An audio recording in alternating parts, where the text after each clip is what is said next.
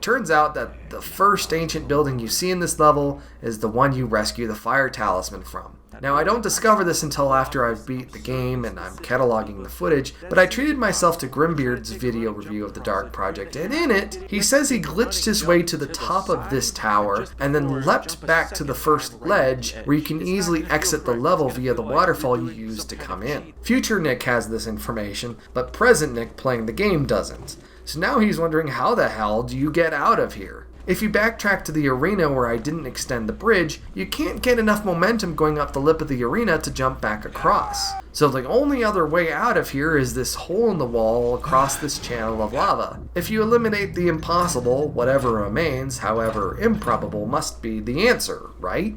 I do my best, and after several attempts of not just jumping, but making sure I'm taking advantage of the mantling mechanic by trying to grab the lip of this edge and not falling into the lava below, which I still do several times, I finally make it across. The escape here is emblematic of the whole game, in that it's counterintuitive as hell, and you have to second, third, and fourth guess if this is really the right thing to do after the game repeatedly fails you because it really shouldn't work at all, and yet it's the solution.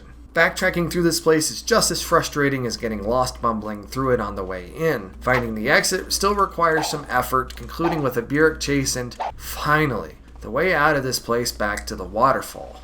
2 down, 2 to go.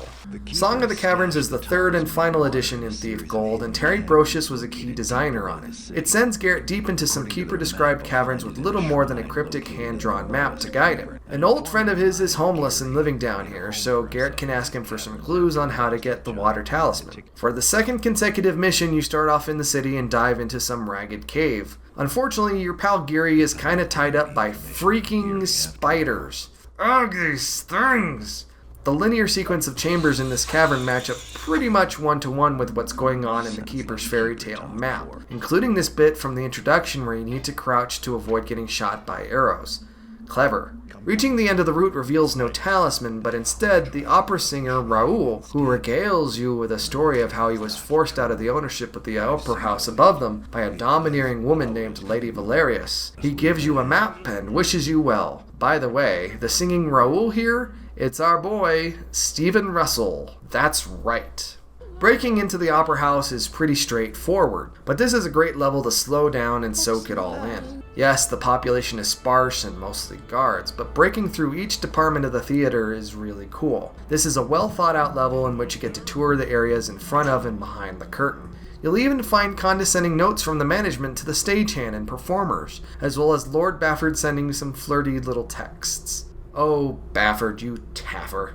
There's even a harp here you can play with, which is a funny little artifact because they also appear in the Metal Age, which was developed at the same time as this level. There are passageways here and there to get around, which is ideal if you're doing a ghost play of the game. What's not terribly fun are the multiple levels of tedious hallways used to access the theater booths. Because they're so similar, I tended to get lost wondering what level I was on. I picked up the water talisman from the head office, and then I'm out of there. We are now off to retrieve the fourth talisman, and this might actually be my favorite level in this game. The air talisman is being held deep in the underbelly of the Hammerite temple you were originally going to sack back in Assassins before the Assassins. You enter under the guise of being a new recruit, while your literal disguise is unseen Hammerite robes. New recruits can't speak, so you've basically got access to the whole place, provided you don't create a scene or show up where you're not allowed. It's cool to wander around and see the hammers on their primitive routines. Oh hey, I remember you.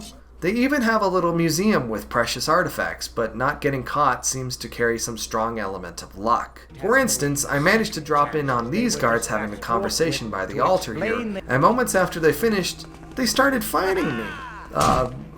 What? I reloaded because that seemed unfair, and I managed to get quite a bit further, going so far as to patch a hammer in their graveyard. Apparently I didn't hide the body quickly enough, and just like Garrett mentions in the introduction, any possible crime that occurs must be something the new guy did, so they all come down on me. Thankfully I have flash bombs that I never ever use for this particular event, and I'm able to gradually whittle down the personnel. I almost felt guilty for stealing offerings to the dead from their underground catacombs, but rent is due soon, and I need it more than these guys, because they're dead. The Inquisitor here has a special room for relaxation. Wow, people really like to relax in this game. Slightly related, I died a number of times on this level, let me tell you. Anyway, to get the talisman you need 2 things. No, actually 3. You need a special hammer thing that the chief priest has and a worker's prayer that's just chilling on a table upstairs. The hammer extends a bridge to the pair of cells where 2 talismans used to chill, but now only 1 cell has a talisman because it's the distant future of 1999 and not the distant past of 1998. Then you need to run around the entire level flipping 5 hidden switches within 5 minutes to unlock the left cell. Flipping the switch in the back of the left cell opens the right cell, which has the air talisman. When you go to pick it up, you immediately die. So I made the mistake of not having the worker's prayer at this point, and then quick saving, because as soon as you flip the switch in the left cell to open the right cell, the bridge retracts, and if you go back for the prayer at this point, you can't resummon the bridge, and you're screwed. So 2 things. 1, this isn't a big mission, so you're not at a huge loss if you had to restart it at this point. But 2, because I've been gaming on the personal computer for 25 years, naturally I had a hard save not far back. Games of this vintage and older will straight up murder you if you don't manually manage your saves. At any rate, I had no idea how to use the prayer in conjunction with the cell or the talisman. It's just a scroll in your inventory you can pop open and read, so I was wondering if Garrett was going to let out a deep sigh and recite the thing. I died a number of times figuring this out, and then eventually I could just pick up the talisman, and that was it? I don't know. I'm done asking questions about this particular mission. Anyway, I can just walk out of here at this point because I've taken care of everyone. So now we can return to the other big Hammerite temple in town to place these talismans and pick up the eye and bounce the hell out of there because neither Garrett nor I are big fans of loitering in Creeptown again. This level is dreadful in the literal sense of the word. After placing the talismans and entering the cathedral, the front doors seal and you're trapped in here with these formerly living Hammerites. The mission, above all, highlights Eric Broch's incredible sound design coming together into one cacophonous anxiety elevator. You do not want to be here. Acquiring the eye is not the easiest task, but it may be in the scope of the mission. Reaching the eye atop the cathedral's hammer requires jumping to it from a particular ledge, and getting there requires navigating the church's intentionally puzzling corkscrew layout and navigating the undead. And some of them have swords. Of course, acquiring the eye, listening to its gentle, raspy whisperings, and leaving would be too easy. Thief Gold modifies the level in such a way that you can't place a prop like a skull to prevent the front doors of the cathedral from closing. This cathedral is part of a compound of abandoned Hammerite houses, and I spend the next half hour wandering around while the undead patrol with my anxiety peaked. What I was supposed to do, it turns out, was meet with Brother Miras just outside the cathedral, a ghostly apparition. I skipped past him initially because I thought he was just another supernatural enemy out to destroy me. Miras has some unsettled business, and he needs your help to gather crap from this Hammerite compound and then retrieve bodies from the basement of the cathedral and bury them, and no. But I didn't want to give up immediately. He asked me to retrieve his rosary beads, and I obliged. But when I came to the corner where he was supposed to be in the cloister, he wasn't there. Nope. At this point, I could be missing out on a BAFTA-winning performance from whatever the designer spent so long building into the rest of this level, but I am not having it. Thanks to the internet, I discovered that I can pull down some crates from the upper levels of this cathedral, toss them up here on this ledge, climb this tree in the courtyard, jump up onto the ledge, then use the boxes to reach this other ledge where I can then leap back over the wall and return to the entrance. Yup, I'm done. Goodbye. Returning the eye to Constantine, he reveals that the jewel is blind and it needs a replacement eye. The eye needs an eye. Also, Constantine is the prophesized trickster god / woodsy lord, and Victoria is his longtime accomplice. Together they say, basically, it's time for Garrett to get off his feet for a bit so they can borrow his eye in the most gruesome way possible to use this eye in a summoning ceremony to funnel pagan madness into the city. This is Constantine's eponymous dark project and the narrative thrust of the entire game. We're now most of the way through the game when we discover this, and so the remainder of our time here is really just not letting the dark project happen. But Garrett takes a much needed nap after all this action. Constantine and Victoria bounce, and then Keeper show up to free Garrett from his viney prison. And then they leave. Now we need to escape from this hell so we can bring a relatively brief end to the Dark Project. Oh, I hate this level too. You start off in familiar territory in the back of Constantine's mansion and descend into the intestinal lair of a pagan nightmare where bee-ladies and ape-men and freaking spiders are patrolling, ready to shred you to bits. But an intestine is linear. This is just a freaking maze of... And of course you don't have any of your gear except Constantine's blade either. You can find your stuff in here somewhere apparently, but it doesn't matter because your next mission starts you off with a default mix of crap anyway. Here's a pool of water chilling in a wall, by the way. Here's nothing at all. I want to note here that despite the fact that you're missing half of your eyes, this has no effect on the game whatsoever. So your escape progresses, the scenery gradually shifts into something more domestic. Well, domestic in thief conventions anyway. Eventually you exit the terrifying paganistic world that defies the rules of space and geometry, although not specifically non-Euclidean, and emerge in Constantine's crazy house. You must exit in a manner similar to the last time you were here. Containing no thievery whatsoever, this level is thankfully brief and thankfully over. It makes sense that if Garrett is going to try and take on the freaking pagan god, he should enlist as much help as possible. Sure, I might have caused a ruckus the last time I was at the Hammerite Temple, but maybe we can work on something together, considering the new circumstances and all. Of course, once you arrive, you realize that things are not quite right, with bodies laying all over the cobbled streets. I have a bad feeling about this.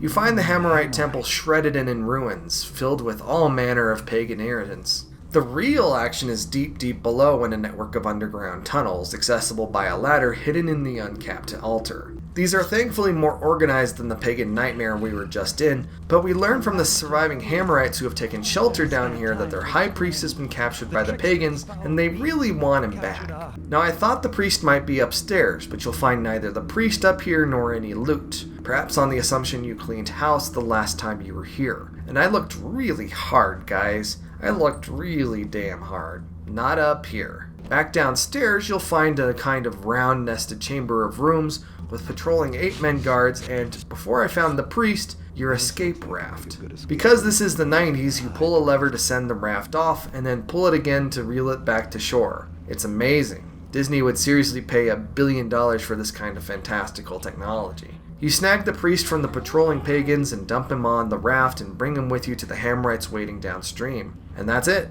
That's that. In exchange for rescuing their priest, the Hammerites give you a booby-trapped replica of the eye. All you have to do is swap out jewels as Constantine is performing his ritual. For Thief, the Dark Project, and Thief Gold's final mission, we have to stop Constantine. We just gotta. After a number of stressful, slightly irritating levels that involve practically zero thieving, we come to the Maw of Chaos, a place that offers no thieving, but compensates by being kind of an amusement park thrill ride conclusion to this story. While the opening chamber requires some finesse dealing with or not dealing with a parade of pagan grotesqueries, the rest of this level is more like a gentle glide to the conclusion. Here's a giant freaking tree, and here's a river that's going up walls you have to swim through. Also, don't forget to breathe or you'll die, like I did here rather unceremoniously. This is the part of the game where we get to see the fanciest particle effects, including the foundation of this bridge. You sightsee, do your little touristy thing as you make your way through these microbiomes until you come across Constantine beginning his ritual. You have to stay out of his sight or he'll kill you. But your objective is simple, swap out the gems, then hide. I used a rope arrow and hung out above him. As soon as he finishes going point by point, delivering poetic passages, he returns to the eye where kablamo! Goat Dude is done for, and the game is over. We meet Garrett again sometime later in the cold of winter, and he's got a new mechanical eye courtesy an uncredited brother Karis. Artemis seeks him out because the Keepers, via their wisdom of the glyphs, know he'll need the help. Garrett tells Artemis in so many words to sod off and goes it alone. This sets the stage for the oncoming Metal Age. One thing that stuck with me in the aftermath of this game was, Why in the world didn't Garrett see this all coming? Garrett spent years under the tutelage of the Keepers, masters of all knowledge, and couldn't pick up on the pagan perversion that was going on as the story progressed. Was he really so myopic and focused on gold and retiring that he ignored all the signs? How is there not a huge red flag shooting upright into the air when he went to investigate Constantine's house and had all the markings of a pagan nega-dimension? How is it not another huge red flag when it turns out that the guy who owns the crazy house is the guy who wants to hire him to acquire an obscure artifact from a bad part of town? Even if Garrett isn't paying attention to Constantine's bizarre brew, I mean, come on, he's got to be putting this together in his head, right? How does he not realize that after he instacarts his butt all over town to get these talismans, and then the eye for Constantine, he's literally handing the devil his horns? There's freaking environmental storytelling that prophesies this, guys. I even pointed this out as we went along, with a dash of retrospection. Garrett lost a freaking eye over this in nearly his life had the Keepers not intervened. The same Keepers he continues to blow off as they foretell of further bends in the river ahead. Dude, like, fuck Garrett, what an asshole. I realize in the grand scheme of things this is the end of the dark first chapter where he's clearly only rooting for himself, but if this is the only Thief game you ever play, and based on commercial sales it probably was for a lot of people, it doesn't really leave a great impression about this dude and his motivations. Garrett is the kind of single-minded fool who would burgle jewelry from a glass house in a hurricane. My issues with our hero so far aside, Thief the Dark Project was a real tough game for me to love in 2020, having never actually played it before. I clearly didn't have a lot of fun with it. I've already talked at length about the creative choices they made here that they would ultimately reverse in the sequels. That it's scary is fine, I guess, whatever. Then there's the game's lack of opacity and unintentional puzzles that I've also talked about. I don't really know what else to say. The game has its highlights. It was put together with care by a crew of very talented people. Even if I take into account a kind of handicap for myself that my issues with the game were just a result of my, I don't know, carelessness or doofiness, this game is just, I don't get the hype. It flirts with greatness. It's not great, it flirts with it. Maybe in the eyes of the longtime fans it can do no wrong, but as a newcomer it does plenty fucking wrong. The Dark Project achieves some really good things, accomplishes some incredible things technically, but it was also put together in an extremely stressful environment because of the developers' less than stellar management and a rotating cast of creative leads, something that would befall the 2014 reboot. Now, I'm not saying the 2014 reboot is a far more enjoyable game experience, yet. Thankfully, at this point, having completed the Dark Project, I've got some momentum behind me, so I'm not going to bail on the series one game in, especially as people cheerlead the next game. Well, you got the danger part right anyway. Tell you what, you Keepers can plant a few shrubs about town and I'll take care of me. I'll find my own way home. Coming immediately off of the Dark Project, the Metal Age feels extremely familiar, except there are substantially fewer supernatural elements, the horror and the anxiety escalator have been tossed out the window along with all the tomb raiding. While I did need some walkthrough help, it was only a handful of times for minor things. The Metal Age also ditches the labyrinthine, nonsensical layouts of the first game in favor of levels you intentionally want to get lost in. Building a game on the Dark Project's bones, and this game is gonna feel a lot like an extremely elaborate expansion at times, Looking Glass created a series of levels for this game that genuinely exploit Garrett's abilities and motives as a master thief. You see, Garrett being a master thief is a bit of an inconvenient element to the story of Constantine's Dark Project, which is why all the fun thieving elements and manor attacks get kicked out when the game introduces him. The Metal Age, however, is not bound by this horror story, so we get to have some genuine damn fun in this game. Until the bitter end, of course. A very, very, very bitter end. The Metal Age takes place a year after the finale of the Dark Project. A power vacuum is formed in the city after the near obliteration of both the Hammerites and the Pagans. Both the City Watch, under the guidance of a charismatic new sheriff, and the Mechanists, under the guidance of a charismatic former Hammerite leader, rush in to fill it. This literally changes the face of the city that you fight to make a living in. Garrett still can't seem to get ahead financially despite the ensuing chaos, which sets the stage for a variety of epic economic subterfuges. But first, Garrett volunteers to help a friend. Basso, the guy you rescued from Crag's Cleft, is trying to rescue his fiancée Genevieve, a servant girl for a local lord. Of course, if Genevieve is married, she can no longer be his servant, so he hides her away to prevent this from happening. It's now your job to clear a path for Basso to free his significant other while taking advantage of the opportunity to repossess the mansion's valuable trinkets. It's a real and immediate change in tone coming off the Dark Project, where such a fanciful premise would be silly. I know we're on the right path then. The Metal Age's new maps make this pretty straightforward. It lays out the manor unambiguously and the extremely specific path you need to clear of guards and alarms to make sure Basso is successful. So here's the thing. The game doesn't require you to play the Dark Project. If you clear the path as outlined by the map, you get to experience the game's light tutorial interspersed with little text prompts. But this isn't my first rodeo in the Thief-averse, and I immediately skip around the intended path and raid the manor, only coming across these little tutorial bits after the fact. That said, you do get quite a bit more out of the Metal Age if you work through the Dark Project first, and despite my issues with that game, I would absolutely recommend completing that game before playing this game, rather than jumping into this cold. Anyway, plundering this place is fun, and my only real complaint is that tossing a deck of cards in this game doesn't explode into a game of 52 card pickup. But this is the year 2000, and that kind of physics simulation would destroy the game, so I'll give it a pass. I introduce the manor's personnel to my blackjack, and when I'm confident, I make my way across the courtyard and use the bird whistle to summon Basso, who begins his scripted run through this level. He unlocks Genevieve's room and they're reunited and kissy kissy kissy and we're out of there. Woohoo, love rules, etc, etc. This is a relatively brief mission. I completed it in about half an hour, which bodes well for the pace of the game too. I don't mind levels being 2 hours long. I do mind levels being 2 hours long if it's mostly me trying to figure out what the hell to do. The game quickly introduces the game's first big bad in the tyrannical Sheriff Gorman Truart, who is causing trouble by shutting down the thieving industry hardcore. Garrett is hard for coin and rent is due tomorrow, so he's reduced to raiding a warehouse district by the docks to make do. This level is truly a sandbox, maybe the first, purest example of an area in which you're given a number of objectives and a whole bunch of freedom to accomplish them. And yes, there was Lord Bafford's Manor and Assassins, despite all the Ramirez nonsense, but this is different. You're dropped in a corner of this warehouse district and have fun. Shipping and receiving is a pair of big warehouses and a ship anchored at the end of a dock. You've got a loot goal, and if you're aiming for higher difficulty, some more specific goals that will net you more gold. Warehouse B, the one closer to the pier, is mostly empty,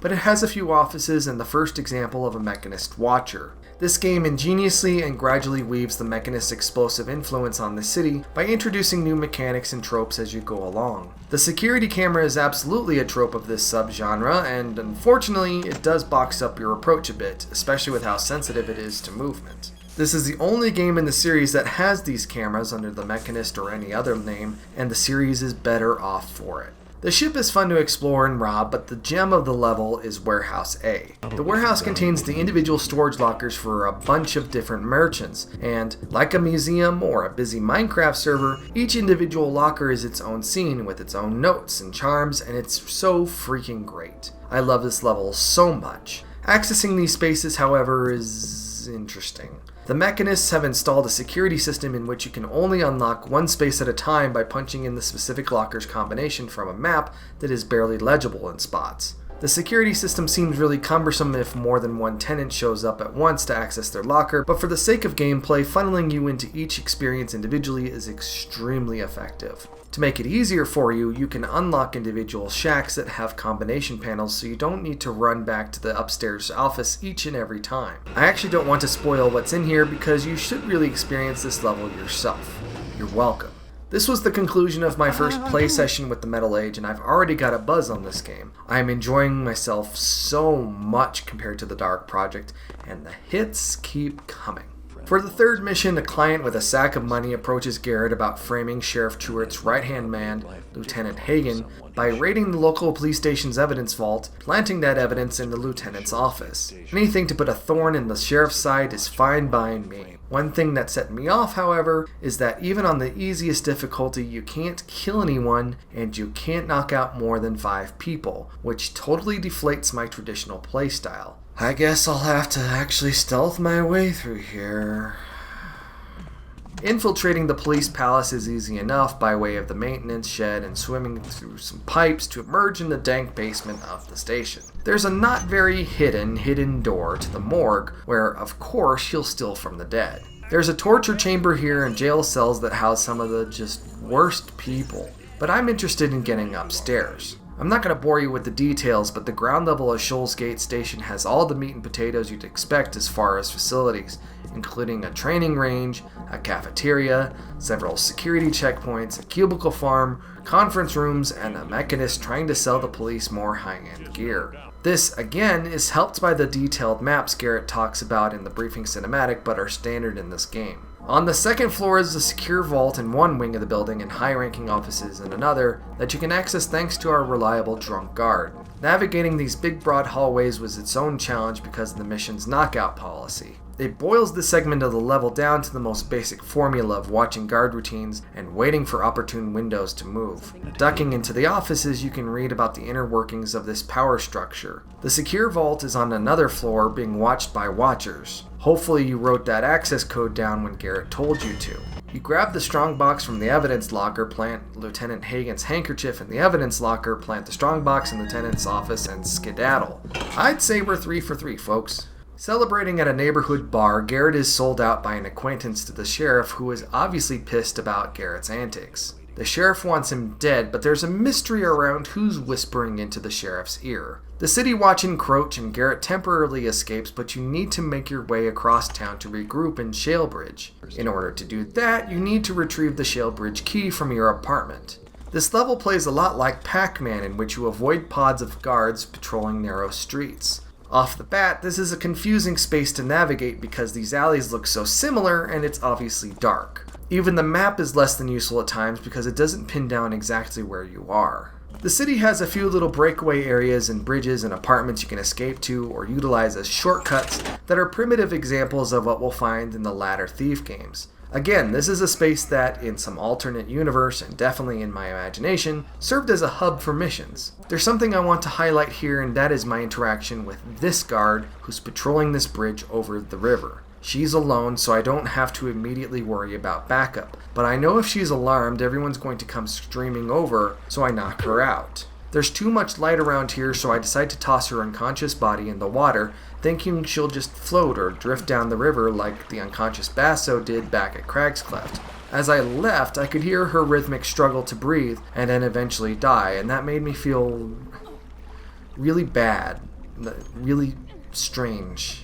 I felt so bad about this that I almost reloaded the save, and I never did that again. I mean, I killed a lot of people obviously after that, but I never did that again in any game, and it made me resent Aaron's aggressive tactics in the reboot alongside 2014 Garrett. You make your way to Garrett's building, which has already been held up by the Watch. I suppose you could find your way through the front door with brute force, but what you really want to do is stack some crates to enter via the fire exit in the rear. Garrett does have a pretty impressive apartment and a closet with a secret compartment full of arrows and tools, but we need to say goodbye and flee to Shalebridge. The Keepers intercept Garrett and foretell of dark prophecy, introducing us to Interpreter Katika and Translator Gamal. Remember these two, they become a big deal later on. Garrett is about to blow them off again, but Artemis convinces him to listen in on a conversation between Sheriff Truart and Leader Karras at the local Mechanist Temple, formerly a Hammerite temple.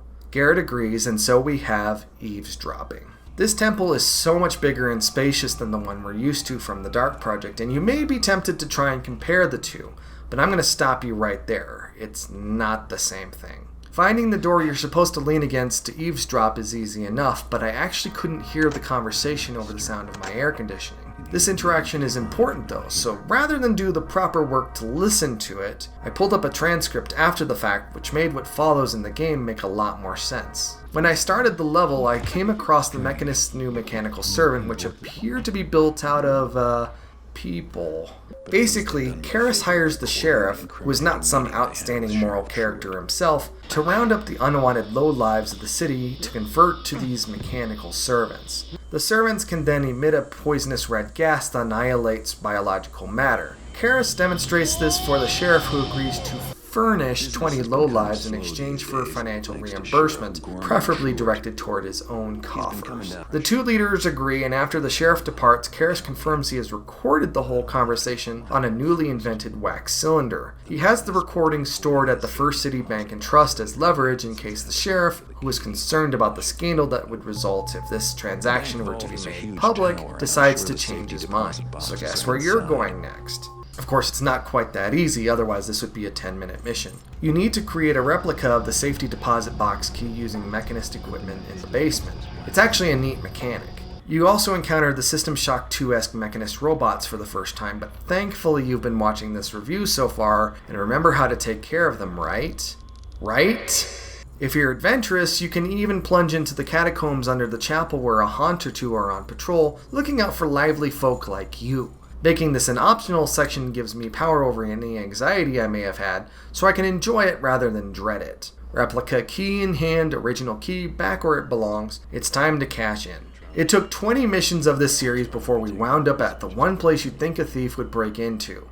A bank. The First City Bank is a big place with, understandably, lots of loot. There are guards and mechanist robots everywhere. It's a playground of security and daring escapes. I've been to banks before, but wandering through this tangled multi-level space of rooms and hallways felt more like H.H. Holmes' murder mansion than a legitimate financial institution. Still, wandering around and orienting yourself to the space, as well as tracing the chunky gold lines that power the security system is fun. It's even got those bright areas I talked about earlier. Digging through open literature reveals a conspiratorial thread about parties vying to become the institution's next master banker. The vault is accessible by bypassing guards and or setting up a vine arrow course, but unless you've lowered the pin into the basement, you won't get far.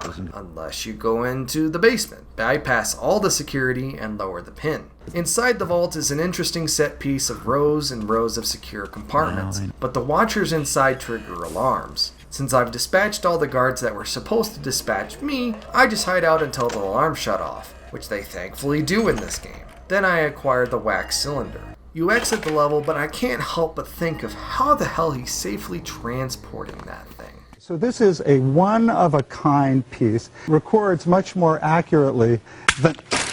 Oh, shit.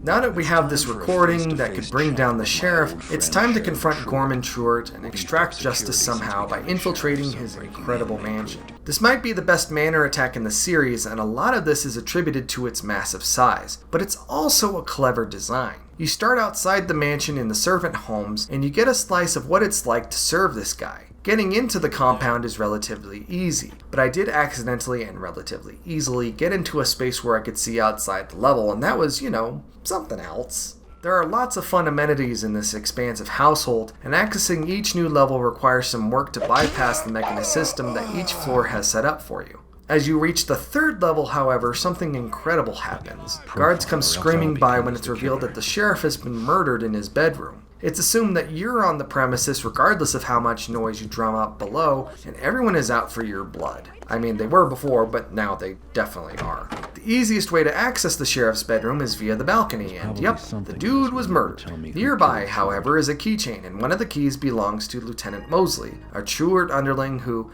as he makes note of in his office, is becoming more resistant to his orders and motives. It's time to make our exit and figure out what Mosley is up to and why the sheriff was murdered.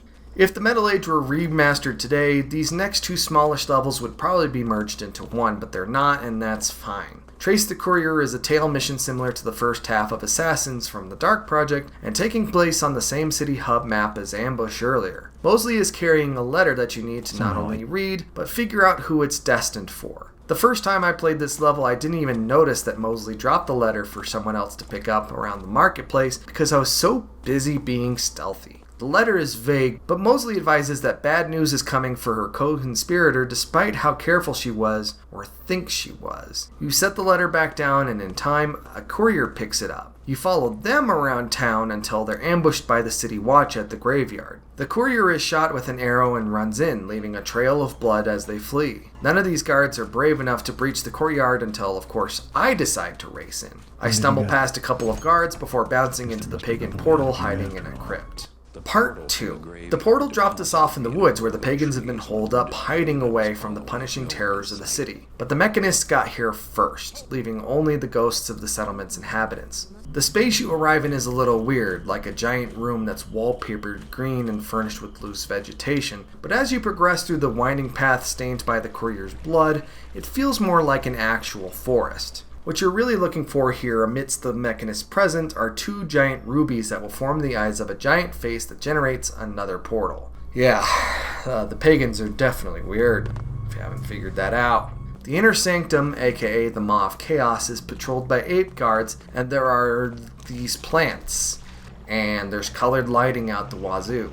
I feel like I'm at Universal Studios or something, and there are 3 theme restaurants hiding around the corner to sell you refreshments. You find the courier dead, but we find Mosley's co-conspirator and pagan quasi-deity, Victoria. She may have ripped out your eye, but things are obviously different now, and it makes sense to join forces against a common foe. The mechanists are clearly up to no good, as Karis is writing and rewriting Hammerite holy texts for his own perverted purposes. Victoria thinks it would be a really good idea if Garrett infiltrated Karis' office in the newly erected Angel Watch, the religion's new headquarters, to get some information on Operation Cetus and what Karis is really up to. And now we get into my favorite level of the game. Using the Thieves' Highway, Garrett must infiltrate the incredible fortress that is the Mechanist Angel Watch. This level is an incredible slice of life in the city, allowing you to duck in and out of residences and institutions as you make your way across town. Here, guards of opposing houses devolve into a hilarious Monty Python-esque insult match before the arrows fly.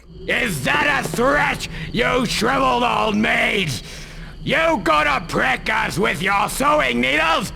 On this side of the street, we shoot like soldiers, so don't make promises your arrows can't keep. You gone too far this time, you camel-mannered tunic-wearing mollycoddle! This group of taffers is trying to break into a house. You can hit your loot goal pretty easily if you repossess this stash of diamonds. The size of this level is mind-boggling because even after you make your way through town, Angel Watch itself is still an elaborate series of Art Deco-themed levels all its own. Infiltrating via vents because, of course, you have access to the entire tower. Your primary objective is Karis' office, but acquiring the key from the head mage and breaking into this office takes like no time at all. Instead, you have to find 6 of these record players throughout the tower that fill in some detail about why he's invited these partiers here.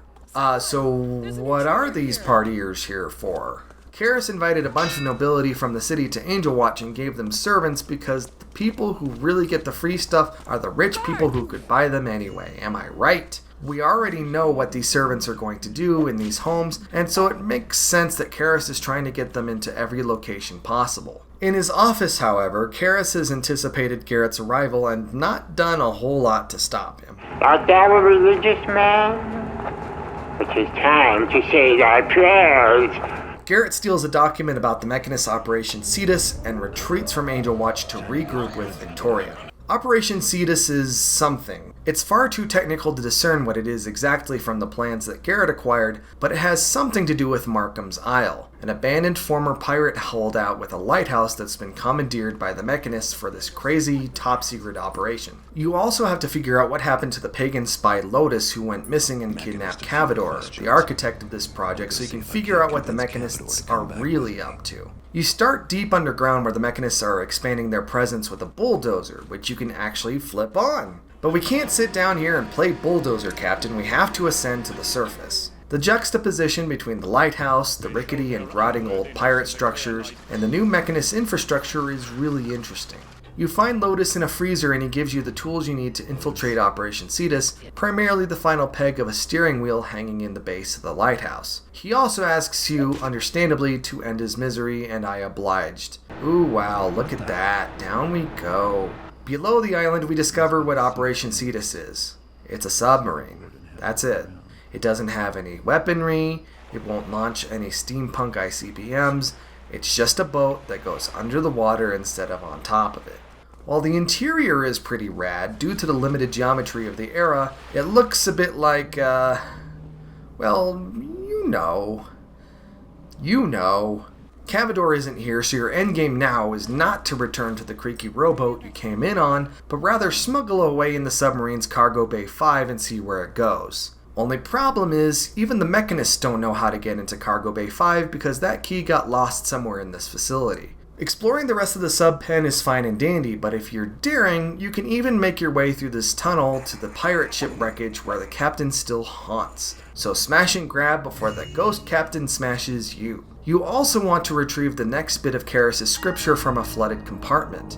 Oh, and that cargo bay key, it slinked through the drainage grate to end up under the sub-pen's locker room. So with all that said and done and accomplished, we smuggle on board the submarine to retrieve Cavador and, figure out more mechanist stuff. So this is the point where the Metal Age, unfortunately, begins to lose its otherwise sterling reputation. I haven't mentioned it yet, but there was a point somewhere around Ambush where the game really felt like a tangentially related series of levels, which is literally what it was. They wrote the story around the awesome, fun-to-play levels they built, but by Ambush, it really felt like I could see the strings, see the gears motivating things. I'm not the biggest fan of the Dark Project, but there was an urgency to the narrative that really held the thing together, even as you were pushing through some pretty ridiculous levels. The spirit of the Metal Age felt like Looking Glass had compiled all the best and most popular mods and levels for the Dark Project, burned them to CDs, and sold them at retail, except Looking Glass dressed them up with cutscenes to make sense of it all. Now I'm not saying this is what they did, not at all. I know they weren't malicious. They were in fact trying to crank this game out as fast as they could so they could get it out by the hard date Eidos wanted it out. Still, this is where I began having second thoughts about the Metal Age. We come ashore in the Lost City. That whole Project Cetus thing, the whole submarine thing, yeah, that's done. We're over it. Goodbye. We never see it again.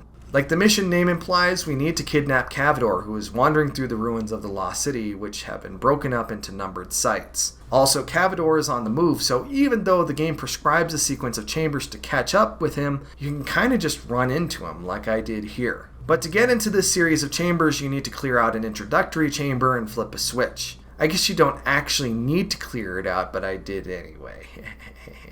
The level plays up the nostalgia factor by including small modified chunks of the Lost City from the Dark Project, but not in the same places they were in that level relative to each other. You can't use your memories of the old level to somehow navigate the new one. Thankfully, you won't get lost in this space thanks to the new helpful map. So many of these areas are really just dodging guards, cameras, and mechanist robots while scrounging for loot, which is a bit unambitious. This wasn't a mind-blowing mission, but it worked and I still enjoyed it. My biggest issue might be the body juggling needed to haul Cavador out of there while dodging guards. And then there's the issue that his body is inexplicably hard to target, making it difficult to pick him up.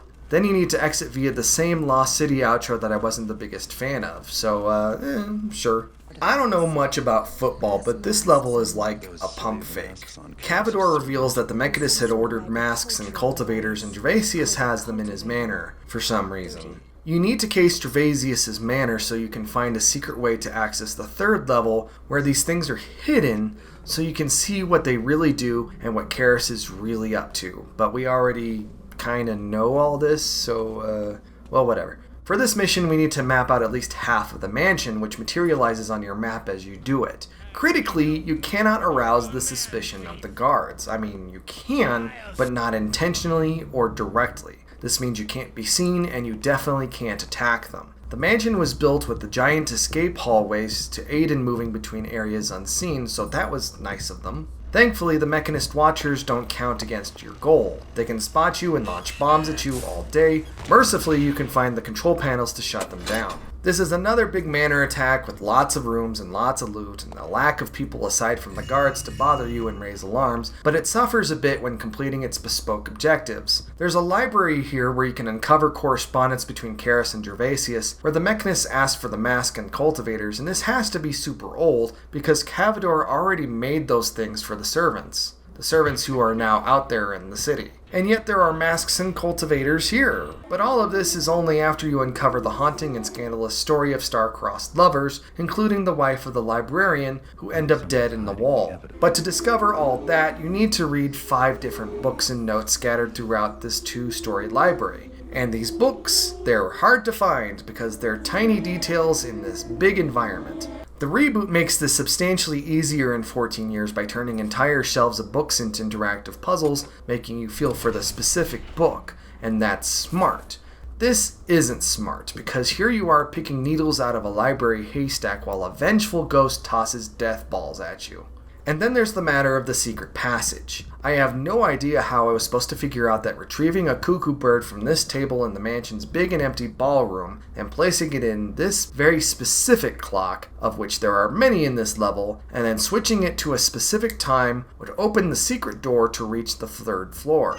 No idea. I was really good about reading open literature in these games, especially this mission, to get clues about things that happen or should happen, but this feels like something only a million monkeys with a million typewriters could have figured out. If you haven't figured it out at this point, I've dug out a walkthrough for the first time in this game, and I'm essentially using it as a sled to get through the end of this game, because my spirit is waning. You now have access to the 3rd floor, and while I didn't do it here, apparently all of the things you need to steal are actually here in this level. They just don't count if you grab them now. Because I completed the mission's objectives and then some, I made my way back to the lobby to depart via Vine Arrow, and someday, in the far, far future, far away, I'll come back here and get those masks and that cultivator. Way in the future. Or now. I am not kidding, we are doing the last level again. We're even starting in the same spot we did last time. This isn't a joke. We have this map that we pieced together from the last mission. We can knock out enemies and arouse suspicions, but now there are people and servants in the house, and locked doors to slow me down, and someone reset the Mechanist security systems because they're jerks. If you think for a moment, for the twinkling of an eye, for the fraction of a thought, that you can just run to the secret passage, grab the crap you need from upstairs, and then leave, no. You need to make sure you scour the entire damn map again to hit arbitrary loot goals. So the 3rd level is up there, and it's just strange. There's a guard post as you enter, and beyond that is the doorway you need to go through to do your business. Unfortunately, I coaxed a big Mechanist robot to kill himself by hiding beyond the doorframe and lobbing bombs at himself. So now there's this huge dead robot in the way of me completing my mission. Except there's a side hallway nearby that I only discovered because of the odd cartoonish light mapping that indicated that this wall probably moved. Oh, and look, here's a switch. This very first carpeted room has a guard in it, and this series of lights and switches that I couldn't figure out and just gave up on. There's stuff to steal in these upstairs offices, but you're here to meander the halls, dodge robots, and break into the attached exhibition rooms to steal the masks inside. The rooms are booby-trapped with nasty thief-killing gas, so you need to awkwardly use vine arrows to be able to leap out close enough to the masks to steal them and not set off the gas floors. At the end of this hall, I disable a robot, climb down a vine arrow, and grab the cultivator in a maneuver that was far more dramatic than it needed to be. So now it's time to leave. And I do leave, the exact same way I left the last time I left this damn level an hour earlier. I bring these artifacts back to Victoria, and the game finally demonstrates visually what was going on way back in Eavesdropping about how Karis turns organic matter into dust. So now they understand what everyone else could already kind of put together already. Karis is holed up in the Mechanist Soulforge Cathedral and planning to seal himself off, activate the servants, and eliminate all biological matter in the city. He's going to replace it all with Mechanist robots under his rule, despite the fact that he's still obviously made of biological matter. Victoria has a plan though. You're both going to go to Soulforge, and she's going to populate the place with woodsy foresty crap while you build a guide beacon and switch the relays on the roof to lure the servants back to the cathedral. With everything in place, you'll seal the cathedral up, Karis will activate their death gas, not realizing that the servants are there, and with all that organic matter inside the cathedral, the reaction will eventually kill Karis and end the Mechanist regime. Did you get all that? It's a brilliant plan, except Garrett wants nothing to do with it and leaves, because of course. Artemis catches up to him, letting him know that Victoria began her assault on Soulforge anyway, and Garrett decides to rush in and help out, arriving just in time to watch Victoria get shredded to bits by Mechanist robots. So now it's just you, alone, because you were a selfish prick. Okay guys, here we go. Down into the ground like a crashing plane. Sabotage at Soulforge is the worst mission in the entirety of the Thief series. Hands down, far and away, boat out to water without any ore, city melting on the horizon, pizza made illegal, just entirely bad. Compared to Soulforge, the Dark Project ended on a real solid note with the Maw of Chaos. Who cares if it was a Technicolor roller coaster? It concluded the damn game and it did it well. Soulforge? Oh god, oh no. Absolutely not, Jesus. Jesus, no. I make notes as I play these games, legitimate ones that I flesh out for the final script, and my first 3 bullet points for Sabotage at Soulforge were in order: sucks ass, I hate it, and it really sucks. And then another note, this single-handedly almost ruins Thief 2. And the thing is, again, I can't blame the Looking Glass team. They had to get the game out the door in March of 2000, which means it had to be done in February, a year after they started development. If they had been able to ship in that summer, or heaven forbid, just before the holiday season, I'm sure they would have fixed Soulforge and then deleted half of the Gervaisius Manor levels. Soulforge is this massive, oversized space that feels like the first draft of a good level. It seriously feels like they gray boxed the space, added some custom props, like Victoria's big old branching limbs, and then filled the space with robots and mechanist guards that you don't have nearly enough supplies to dispatch. I guess it's supposed to facilitate a true stealth experience, but this is not the level to be trying to pull off a true stealth experience. This level is a complex series of objectives consisting of the 250 million things you need to fulfill what you talked about with Victoria in the opening cutscene. Alone, because you're doing this alone, remember, all by yourself? Where's that title card? Where did I put it? I put it in here somewhere. Ah, there it is. Yeah, so one of the objectives is not to alert Karis, because then you'll figure out what you're doing and stop you. The only problem is that Karis taunts you over the speaker system from the moment you start the level, so you have no choice in the matter. Soulforge is divided into 2 huge chunks with different objectives. You know how I said earlier they could have merged Trace the Courier and Trail of Blood? Well, there's so much crap going on in this mission, they could have split this mission in half. There's so much crap going on. In the first half, you need to build the guide beacon. To build the guide beacon, you first need to acquire the plans to build the beacon. Then you need to harvest some parts from the level storerooms and go from machine to machine in this huge, empty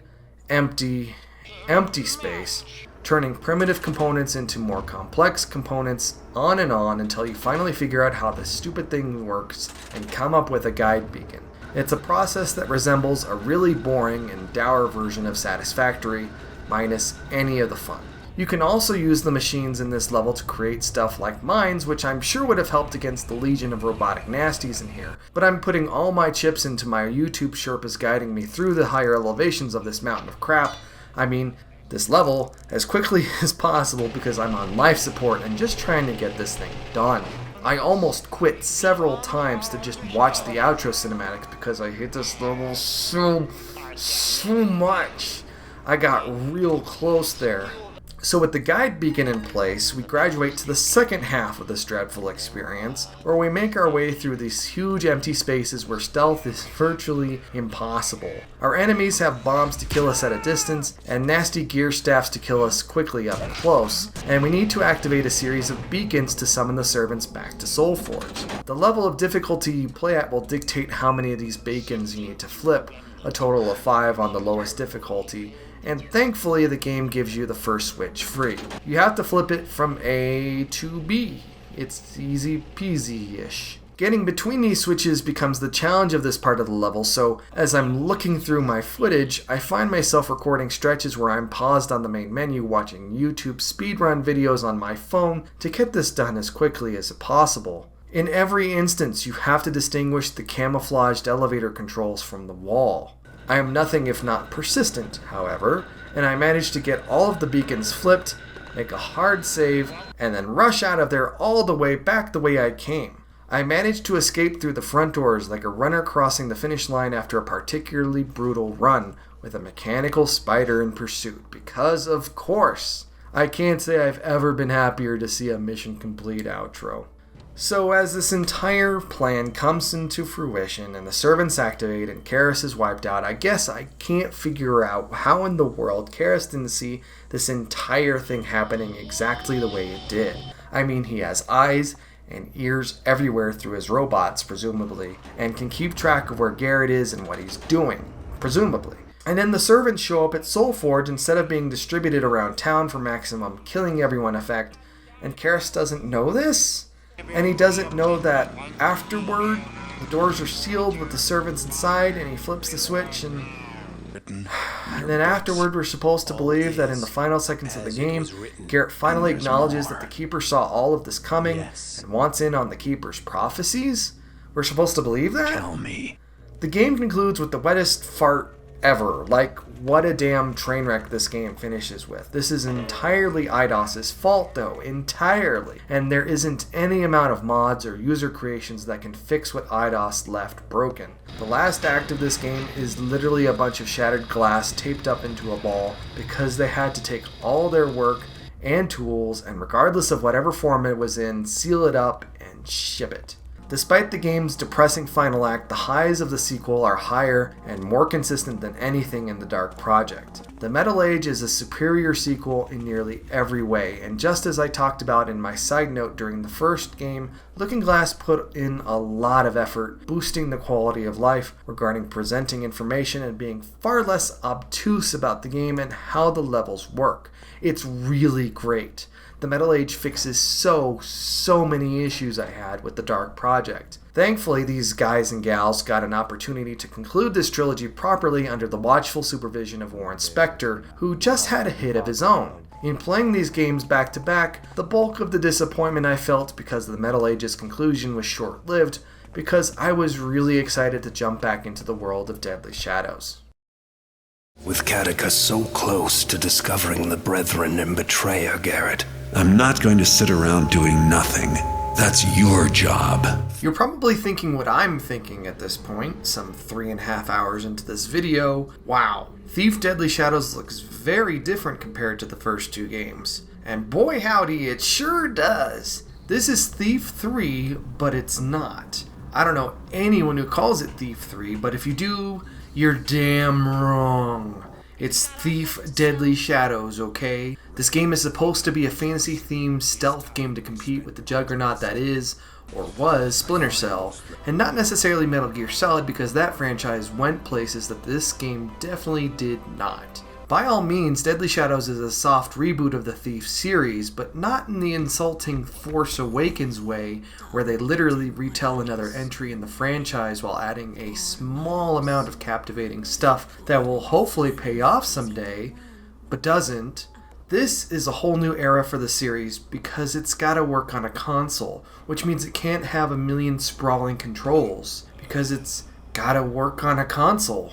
It was super tempting to play Deadly Shadows with a controller like I did on the Xbox back in the day, but setting it up looked like more work than I was willing to invest. Instead, I decided to embrace a native PC experience and play with a keyboard and mouse, and that was fine. And this is a distinct experience. I mean, the load screens have helpful hints, and the introductory logo sequence includes sponsor hardware brands. We're now in that era of PC gaming. As I mentioned earlier, Deadly Shadows concludes the story arc of this trilogy with a focus on the elusive Keepers. The Mechanists are gone and done, and the Hammerites and Pagans of the Dark Project have been restored in such a way that it's like they never really left, and their presence is felt thoroughly throughout the city. I'm not kidding about this shift. The Mechanists and Karis are brushed into the dustbins of a few pieces of literature throughout the game that mention grim events like heresy trials. There's no point in confusing people with those guys. Just to remind you, this story was written by Terry Brocious, so we're in really good hands when it comes to buttoning up this saga.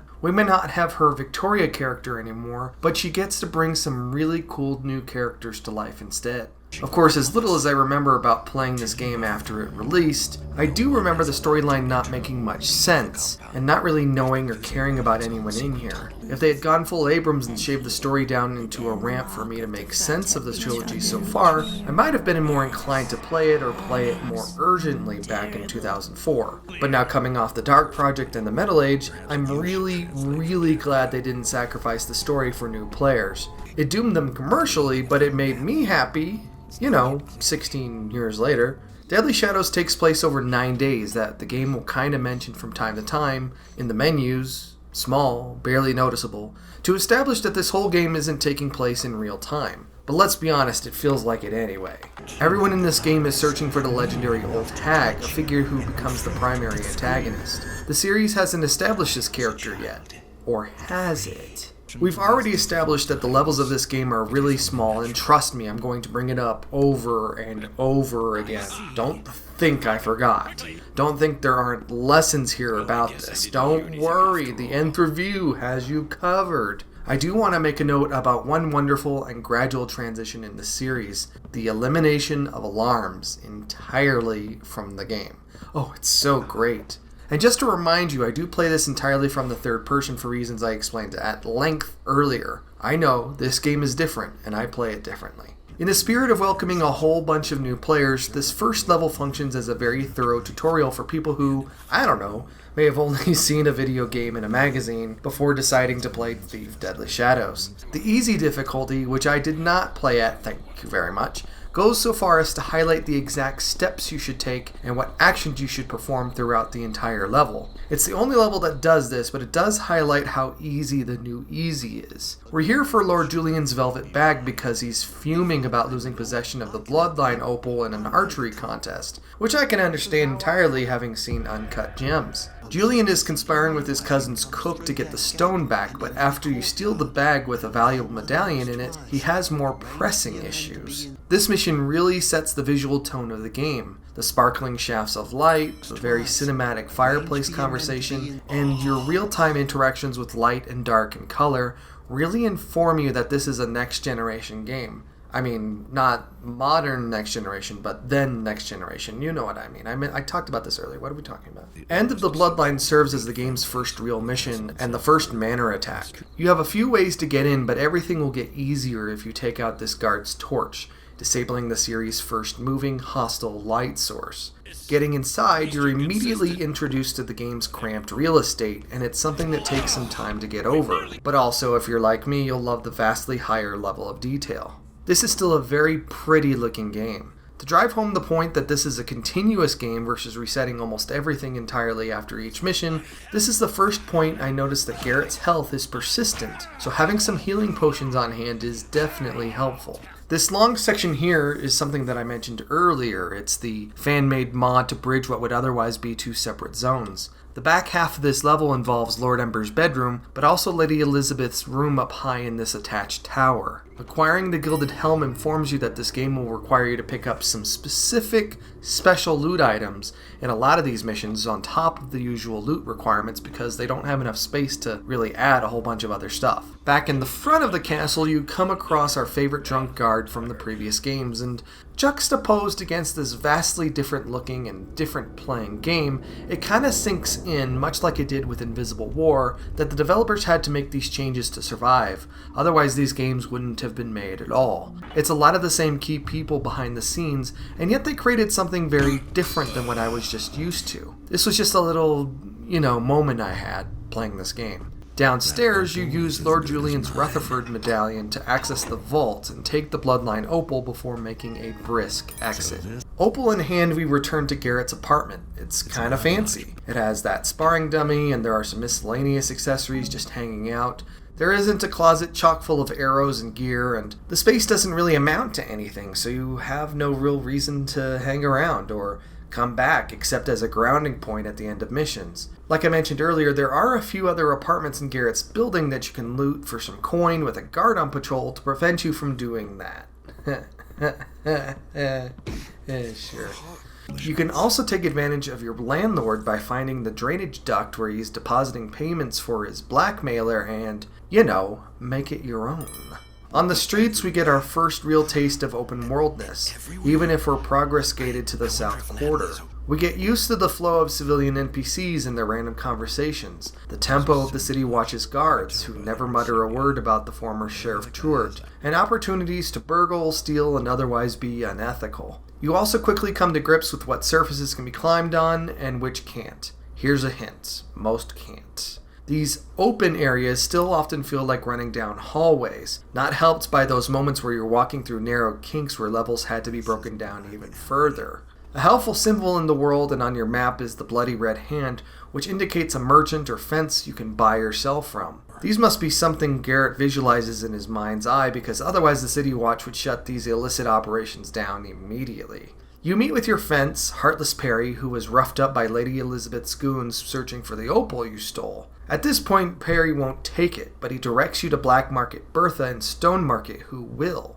You also need to meet with the Keepers, who are also in Stone Market. On your way to Stone Market, of course, you encounter Lady Elizabeth and her goons, who block the way out, anticipating your arrival. They also make Perry out to be a bit of a wimp. You have so many ways to get past this that I won't spoil your fun. Stone Market is actually 2 zones, Plaza and Proper, and I'm sure it would have been very difficult to stitch them together considering their open architectures, but it's nice to want things. It's here that I noticed Garrett wanted posters, but you can't tear them down beat cop style for some kind of meta goal. Missed opportunity there, Ion Storm. Bertha takes the opal, and the Keepers need your help acquiring some artifacts for research before they'll grant you access to the prophecies that Garrett asked for in the final seconds of the Metal Age. From the Hammerites, you need to steal the Chalice of St. Edgar. From the Pagans, you need Jack Null's Paw. And hey, guess what? You get to pick what to do first. Since I'm here in Stone Market, I decide to break into the Hammerite Cathedral where they're celebrating St. Edgar's Eve, which is, you know, a Hammerite holiday. To retrieve the chalice, you need 2 components. One is a seal you manufacture in the factory third of the map, and the second is the High Priest's seal in his quarters, both of which flank the chapel. There's not a whole lot going on here aside from jelly-spining enemies, but they do maintain a small collection of undead zombies, and I do manage to sick one on the Hammer Magi to amusing effect. On the far end of the map, the barracks is a cramped space alongside the High Priest's quarters, and if you weren't up for gas bombing him to get the seal, you could ring the bells in the tower to lure him out, then sneak in and pick it up. I elected to gas bomb him when the mechanic decided to work, and I wasn't tossing it at a wall beside Garrett. I'm going to say it a lot in this game, but the architecture here is just incredible, and I love the scenes they create graphically with these levels. With the 2 components in place, a balcony descends from a ceiling in the factory, and I can acquire the chalice as well as a few other little treats for my trouble. The entrance to the Pagan Sanctuary is just around the corner from your apartment at the bottom of a well. You'll quickly encounter a pair of would-be treasure seekers who grow cold feet as they discuss the potential of pagans being ahead. And guess what? There are some pagans ahead.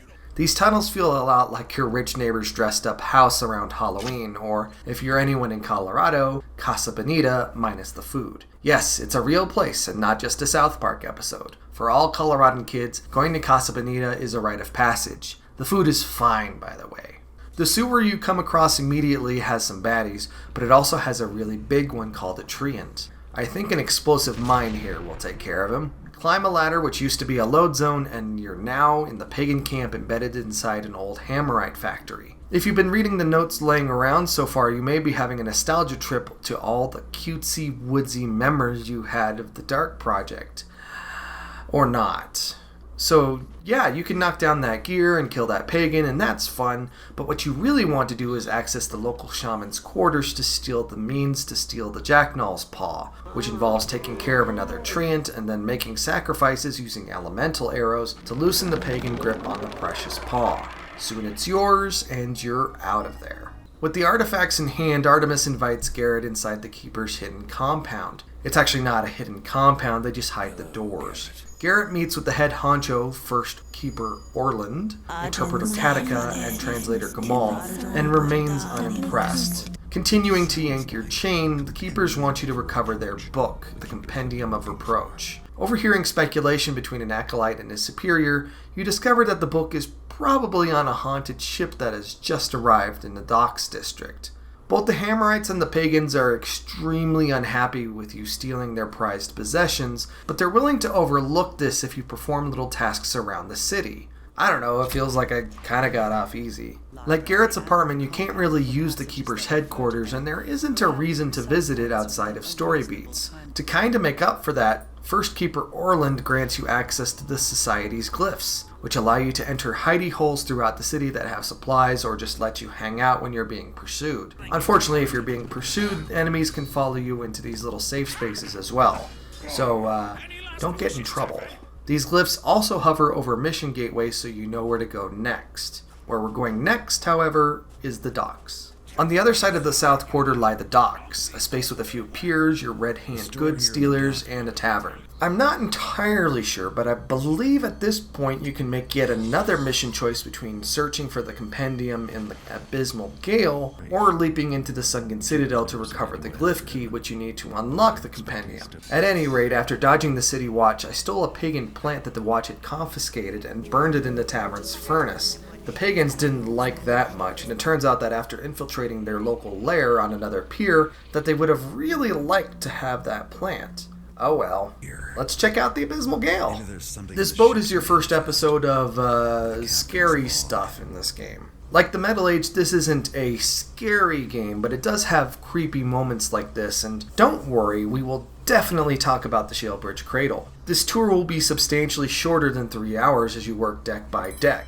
Like I mentioned a few days ago, there are plentiful holy water vials in this space to dispatch zombies, so you always have crowd control options. You can access the captain's quarters, but down below is where you find the cargo manifest, where you're informed that the compendium has been moved on shore into the custody of the captain. Unfortunately for you, the captain and his crew didn't survive their final voyage. Fortunately for you, the level exit is right next to your final objective, providing you an easy egress from your mission a full 7 years before Skyrim did it, or even 2 years before Oblivion didn't do it, and should have. So now we're back at the docks, and we need to steal a rowboat to get to the house of the widow of Captain Moira. I'm going to drop a status bomb on you. This is my favorite level in Deadly Shadows. You start off in an underground passage and work your way up to the mansion with an elevator and by sneaking past card-playing security guards, if you want to. The mansion is an elaborate monument to the captain and his wife, with a gallery and a full support staff who are concerned about the captain's poor widow, Edwina. You find her upstairs, alone, delusional. The captain created a recording for his widow to listen to which reveals the great treasure he has hidden within their mansion. But Edwina is clearly delusional, commanding him to deliver his private message to her at their dinner. You may have been silent approaching her, but she addresses you anyway, her tragic sadness brought to life by our very own Terry Brocious. The good widow only asks you for some wine, but downstairs her housekeeper commands that no one deliver any because of her declining mental health. The staff is clearly concerned about her, and rightfully so. Recovering the compendium involves finding a switch in the captain's study, then rushing across the house to the gallery where a secret door is opened, revealing a room in which the gold slab sits on a desk. It looks like a large block of wrapped chocolate, and not just because I'm hungry, but mostly. Right next to all this is the elevator to bring you back down to the level's exit. But even if I could have left, I decided not to. I went back up the elevator, back through the mansion, grabbed that bottle of wine, and gave the widow what she asked me for. Maybe I'm an enabler, I don't know, but this lady's life is pure melancholy, and maybe the occasional drink is the only thing keeping her moored to reality at all. Back at the docks, wandering through the pagan section, I wound up falling into the water, and in the game's loudest voiceover, by a factor of 5 or so, a guard of the City Watch explains that they're bringing me to Pavelock Prison. They got me, I guess. Got him! Warden says to bring him to Pavelock. I'm still not certain if being captured elsewhere in the game sends you to Pavelock, or if Pavelock is entirely avoidable, unlike the Majestic 12 prison of Deus Ex, but here we are. Like that prison sequence, you come to in a cell, disarmed. Soon the warden stops by, taunting you with your inevitable execution before spitting in your face. He leaves, and another cocky guard shows up so happy that you've been caught and locked up. Unfortunately for him, the clueless bastard, he presents his keyring within pilfering distance, and soon you're staging a jailbreak. You now have room to maneuver, but by making some specific sounds around evidence storage, the guard will unlock it and wander in to investigate. You can then sneak in behind him and retrieve your weapons and possessions, which makes you feel like a superhero. Seriously, the game delivers an effective lesson very quickly about how much power and opportunity your gear bestows upon you. Maybe that really is your advantage over other, more common thieves in this series. Access to and experienced utilization of a variety of tools to get the job done. Just food for thought. The escape is relatively brief, but you do get to pass by torture pits that rats are more than happy to fall into. Bye, buddy. When I catch up with the warden, I take care of him with an oil slick and make my exit. By the way, you have oil flasks that can make the ground slick for pursuing enemies, but since they typically give up pursuit quickly in this game, I never use them, except for this particular instance, obviously. Resurfacing in the south quarter, it's time to carry on. Back underneath the docks, hidden behind a glyph door that ensures that no one can casually stride into this ancient lair, is where you'll find the sunken citadel. It's here that you'll find the Kershak, tall, amphibious, and finned bipeds who once upon a time had a thriving advanced civilization with literature and knowledge. It's said that the trickster god punished the Kershak to oblivion, and so now they're just a bunch of fish dudes wandering the ruins of this once prosperous civilization. They speak in a mixture of English and clicks that's amusing to hear. The level is an interesting buffet of stuff going on. Kershak are wandering around, giant rat people are wandering around, an away team of pagans is floating around here. Somehow my inventory is full of all the right devices I need to take care of everyone in my way, such as gas weaponry and fire arrows. It's really great. The Citadel is lit with huge glowing plasma lamps, and yet again, there's a set of parallel hallways that are designed to mask what were two separate levels. You'll come across a Kershak library that taunts you with what used to be, but you're really here to find the long-dead Keeper Rafe, who was sent here to find the glyph key and never made it out alive. Also, the Keepers never sent anyone to find him. You now have their necessary glyph key and a journal describing poor Rafe's final days in this mortal coil. Of course, acquiring the glyph key alone would be too easy. You also need to steal the Kershak crown from the once mighty throne room. The reasoning seems pretty flimsy to me, but the Keepers want it, and you have to do it. The room is a big guarded space, but it's the platforming that can be pulled off along the edge of the room that will maximize your stealth. For whatever reason though, the game is really picky about mantling onto geometry here, which makes acquiring the crown and escaping a very unpredictable task, as you see here, where I struggle to just get the hell up and out of there. Crown in my possession, it's time to backtrack to the exit, but I am yet again loot shamed into scouring for enough baubles and trinkets. I even get a chance to scope out the Kershak's ancient arena, where I find that special loot item. Now it's time to surface and bring everything back to the Keepers. So I bring the big chocolate slab back to the Keepers, and after some perusal, Katika explains that there is a betrayer within the Keepers who is also brethren and betrayer. According to the compendium, revealing the betrayer requires time to stop. Now, most any decent person would think that this is some metaphorical thing, but Garrett, ever headstrong, decides to Leroy Jenkins his way into the Hammerite clock tower nearby, well, everything is nearby in this city, and sabotage it. While seeking an entrance to the tower, I ran into this fake Garrett ready to rob a local store. What? What's wrong? Nothing. I just thought you looked different. That's all. It's nothing. Hey, I'm the greatest thief that ever lived. I ain't concerned about appearances.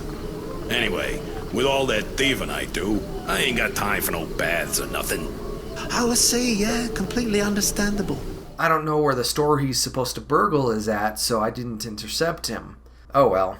Finally finding my way into the tower, I start at the top behind the clock face while dodging a massive pendulum, hammer guards, and other machinery. It's a good level, there just isn't a whole lot of stuff that stands out. You work your way down the tower level by level while dodging more hammer guards and magi. At the base, you stop the clock machinery, causing the disaster to follow. There's no cutscene showing the tower shredding itself to bits, which was probably a bit too much for the game's budget. You simply see the flaming wreckage afterward. In a cutscene a little bit later, you see the toppled tower pointing at Orland. For some reason. Also, just a heads up, Katika was found murdered, and Orland was more than happy to prosecute Garrett for the crime. Orland orchestrates a show trial, finds him guilty, and Garrett is just over it. Keeper enforcers then emerge to cart him off to Keeper jail. We cut away to Orland on his balcony where he's informed that Garrett has escaped, and yeah, of course, he's Garrett, of course. And yeah, that tower is pointing towards him, meaning that, like, he's totally the bad guy, the brethren, betrayer, you know?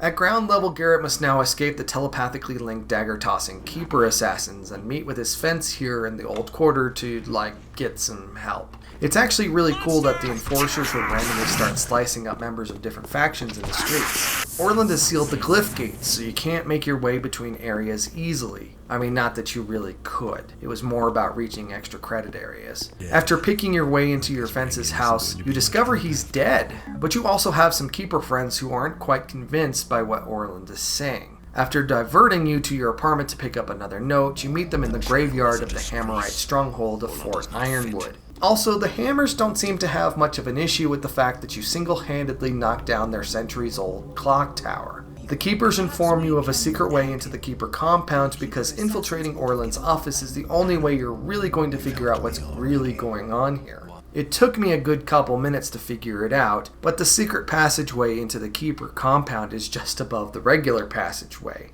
Now it's time to play detective.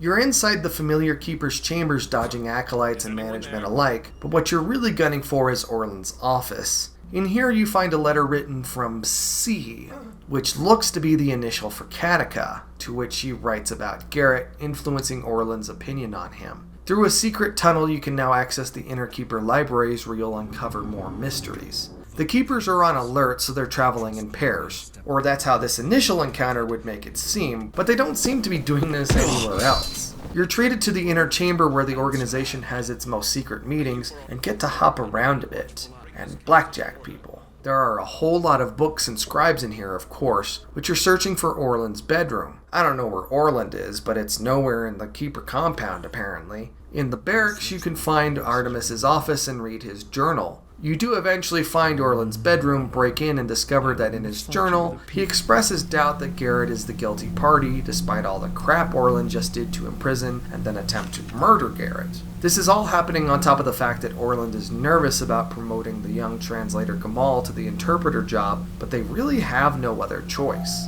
You also find the literal seal that broke the cliff gates and then find ways to destroy it. Use an arrow. Trust me. Downstairs, you visit Katika's chamber, the one where she was found dead, and discover a note hanging from a statue. It's addressed to you, Garrett, which is slightly weird and offsetting. You head to the Hall of Statues where the mythical old hag is there transmuting statues into rock-based guardians that will freaking destroy you if you get in their way. This is obviously the point where you make a relatively easy exit. If you're gonna find something on the old hag, you need to find the Hammer's Inspector Drept, who has an office in the newly unlocked district of Aldale. This is the upscale Scottsdale or Beverly Hills of the city, and I don't want to get hopes too high. There is no Swarovski's shop or Tesla store to raid. It just looks fancier. Like most every other city zone, it's built in a loop, and a big chunk of that involves going through the park, which is overrun by pagans. As you probably guessed, I haven't been doing my faction rep for them because I can't figure out why my elemental arrows aren't making their glowing symbols happy, but whatever, we don't have a whole lot of game left. You find Drept's office in corner that I remember was a pain in the ass to find 15 years ago. I uncovered it quickly this time around because I recognized the Hammerite symbol in the window, something that carried no real weight for me when I played it originally. Drept delivers a tale about his experience with the old hag while he lived at the Shellbridge Cradle orphanage, and she abducted his friend Laurel. He recommends you check it out to find more information on the hag. With a quick detour through Old Quarter and a fight breaking out between the pagans and the City Watch, you are now off to the game's most famous level, perhaps even in the whole series. Before we get too deep here, I want to put up a strobe warning until the time listed here for some occasional footage in this particular level that will have scary, flashy, annoying headache lights. I will try to minimize my use of that footage, but I wanted to let you know in advance. The Shellbridge Cradle is a very famous level among horror game aficionados, but Thief fans as well. It relies a lot on great visual and sound design, but it's also a stacked deck of elements all its own. In a game that otherwise hasn't been very scary at all, this is the part of the game where the freak flags fly. Again, the Shellbridge Cradle was an orphanage, and then an insane asylum, and then it caught on fire, and it's been condemned ever since. This is prime real estate for spooky Thief Town. Playing this back in 2004 and 2005, I actually thought I had beaten it, but it turns out I hadn't, because if I had, there's only a mild sprint afterward towards the finish, and I definitely don't remember finishing this game. I do remember reaching this level while coming down with the flu super hard and having fever dreams about the exterior before finding the cellar doors that let you in. Of course, in my fever dreams, this perimeter space was substantially larger. You also get a map of the place, but apparently you can get a better one if you work your way through the catacombs at Fort Ironwood, which I can't verify because I didn't do it. You enter via those cellar doors I mentioned earlier and get quite a bit of space to move around in without any enemies whatsoever, which is frightening in and of itself because you're expecting the other shoe to drop at any time. Throughout the building, you'll find staff notes about recommendations for various forms of cringe-worthy antique therapies designed to heal and rehabilitate patients. In the attic, you encounter Laurel's ghost, and she needs your help to escape the cradle. Unfortunately, this haunted place remembers her through its supernatural memory, and it's your job, through a lengthy fetch quest, to scrub her from existence. Laurel guides you through her questline in a manner similar to Brother Miras' tasks in the Dark Project, but there's sadly no way to build a stack of boxes to get out of this questline. She's also played by our good pal Terry Brocious and does an amazing job here too. One of your first tasks involves getting the power on in the basement, but soon you're wandering through the cradle picking up the possessions that keep her in the cradle's memory, like, a vial of her blood that needs to go out a drain pipe, or her stolen nightgown which needs to be tossed in the furnace. In the old ward where the patients lived reside twitchy, nasty, straitjacket-wearing nasties that seem to have no issue with holy water. They truly look inspired by the horrors of the psychological thriller Jacob's Ladder, which would later inspire Silent Hill. To get Laurel's diary, however, we have to dive back into the memory of the cradle itself. And to do that, we need to have one of the other patient's bespoke items. Each artifact has a bit of a story if you follow the notes in the world, and some of them are kinda heartbreaking. When you're inside the cradle's memory, the camera goes fisheye and a green filter descends, but you won't be harmed by the ghostly orderlies unless you're spotted. Then you need to pick another item and re-enter the memory again.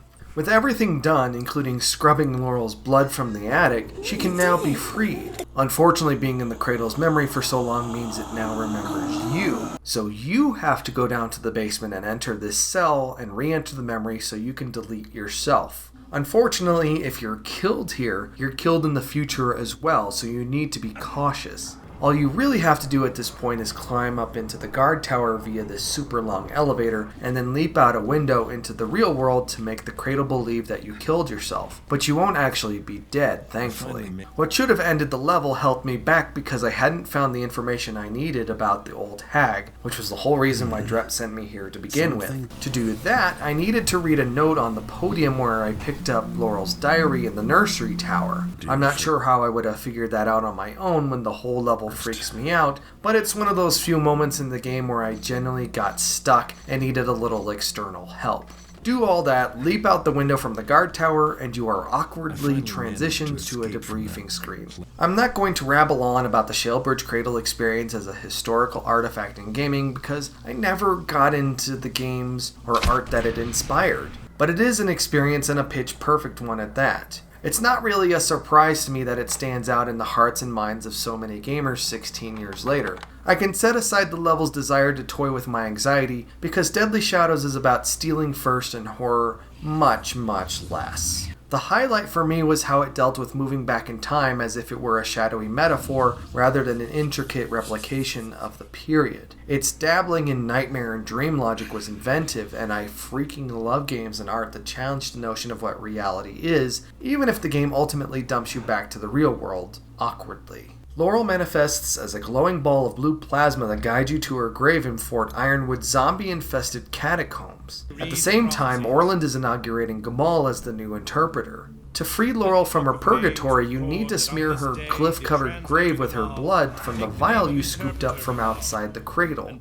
As Laurel is freed from her glyph lock, Gamal seems to suffer with secret pain. Laurel is freed, but also so is Gamal, into a gruesome monster with a body made of amalgamated flesh and faces who slaughters the gathered keepers. It turns out that Gamal is the old hag, who years and years ago was a high-ranking member of the Keepers, but she was kicked out because she couldn't stop screwing around with the transmutation glyph. She killed the little girl Laurel, took her form, and rejoined the Keepers, presumably under the same name, and has spent the time since waiting for this moment to kill Katika, assume the interpreter role, and get her revenge. She would have gotten away with it if it weren't for, On the plus side, Laurel is now able to migrate into the afterlife and bring closure to her long, tortured existence. You meet with the survivors of Gamal's slaughter at the Keeper compound, including a humbled Orland, and in the midst of this chaos, you're voluntold to break into Gamal's lair and figure out what she knows about the final glyph, which is an ominous thing to think about.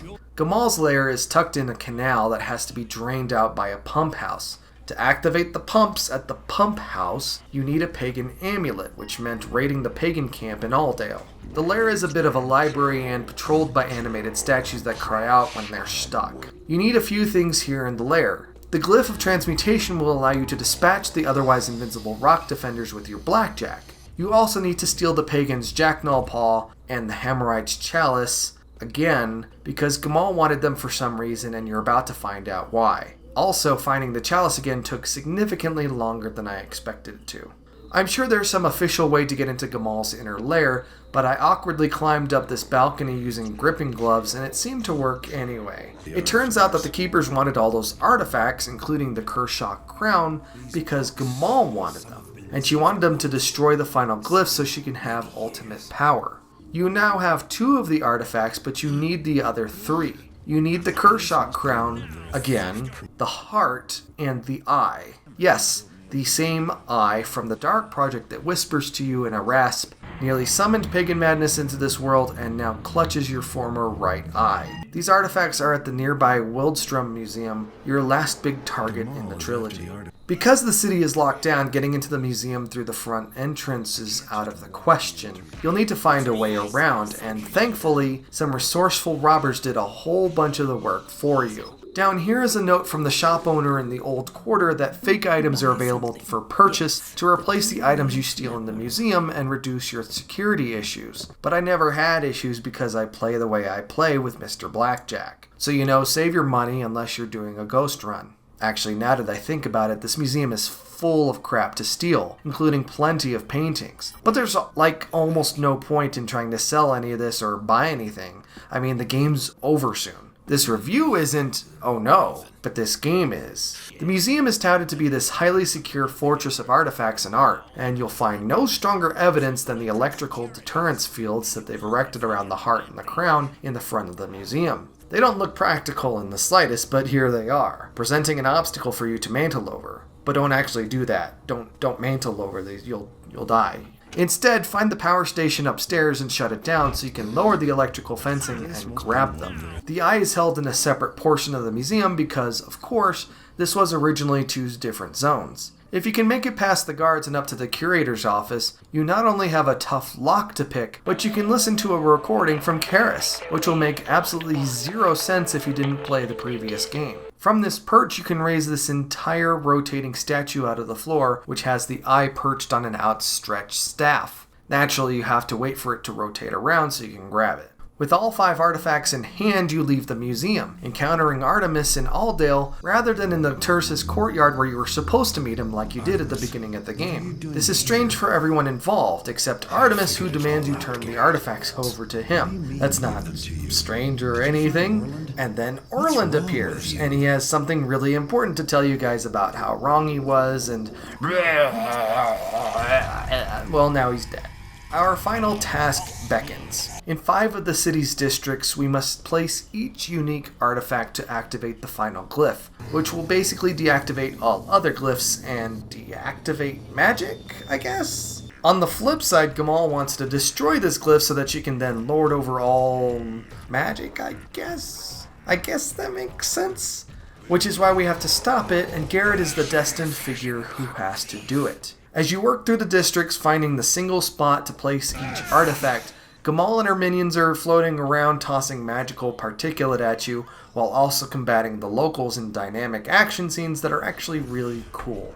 The final artifact has to be placed in the south quarter at the fountain near your apartment, but then the final glyph activates, which is the size of the city, and it results in this kind of nuclear explosion of magic. The old hag, now powerless and fragile, is swarmed by the keepers. The keeper libraries, once full of these sacred runes, are now rampant with tomes filled with countless blank pages. The world, or maybe just the city, has now been completely reset, which seems a little odd considering it was just one really bad actor that triggered this whole thing. At any rate, the trilogy closes on a wonderful note as a girl tries to pickpocket Garrett. He stops her, echoing the conversation he had with Artemis at the beginning of the Dark Project, while revealing a keeper tattoo on the back of his hand, implying that their legacy continues. I'm gonna be straight with you and drop a controversy bomb on y'all. Thief Deadly Shadows is the best game in the series. Yes, I said it.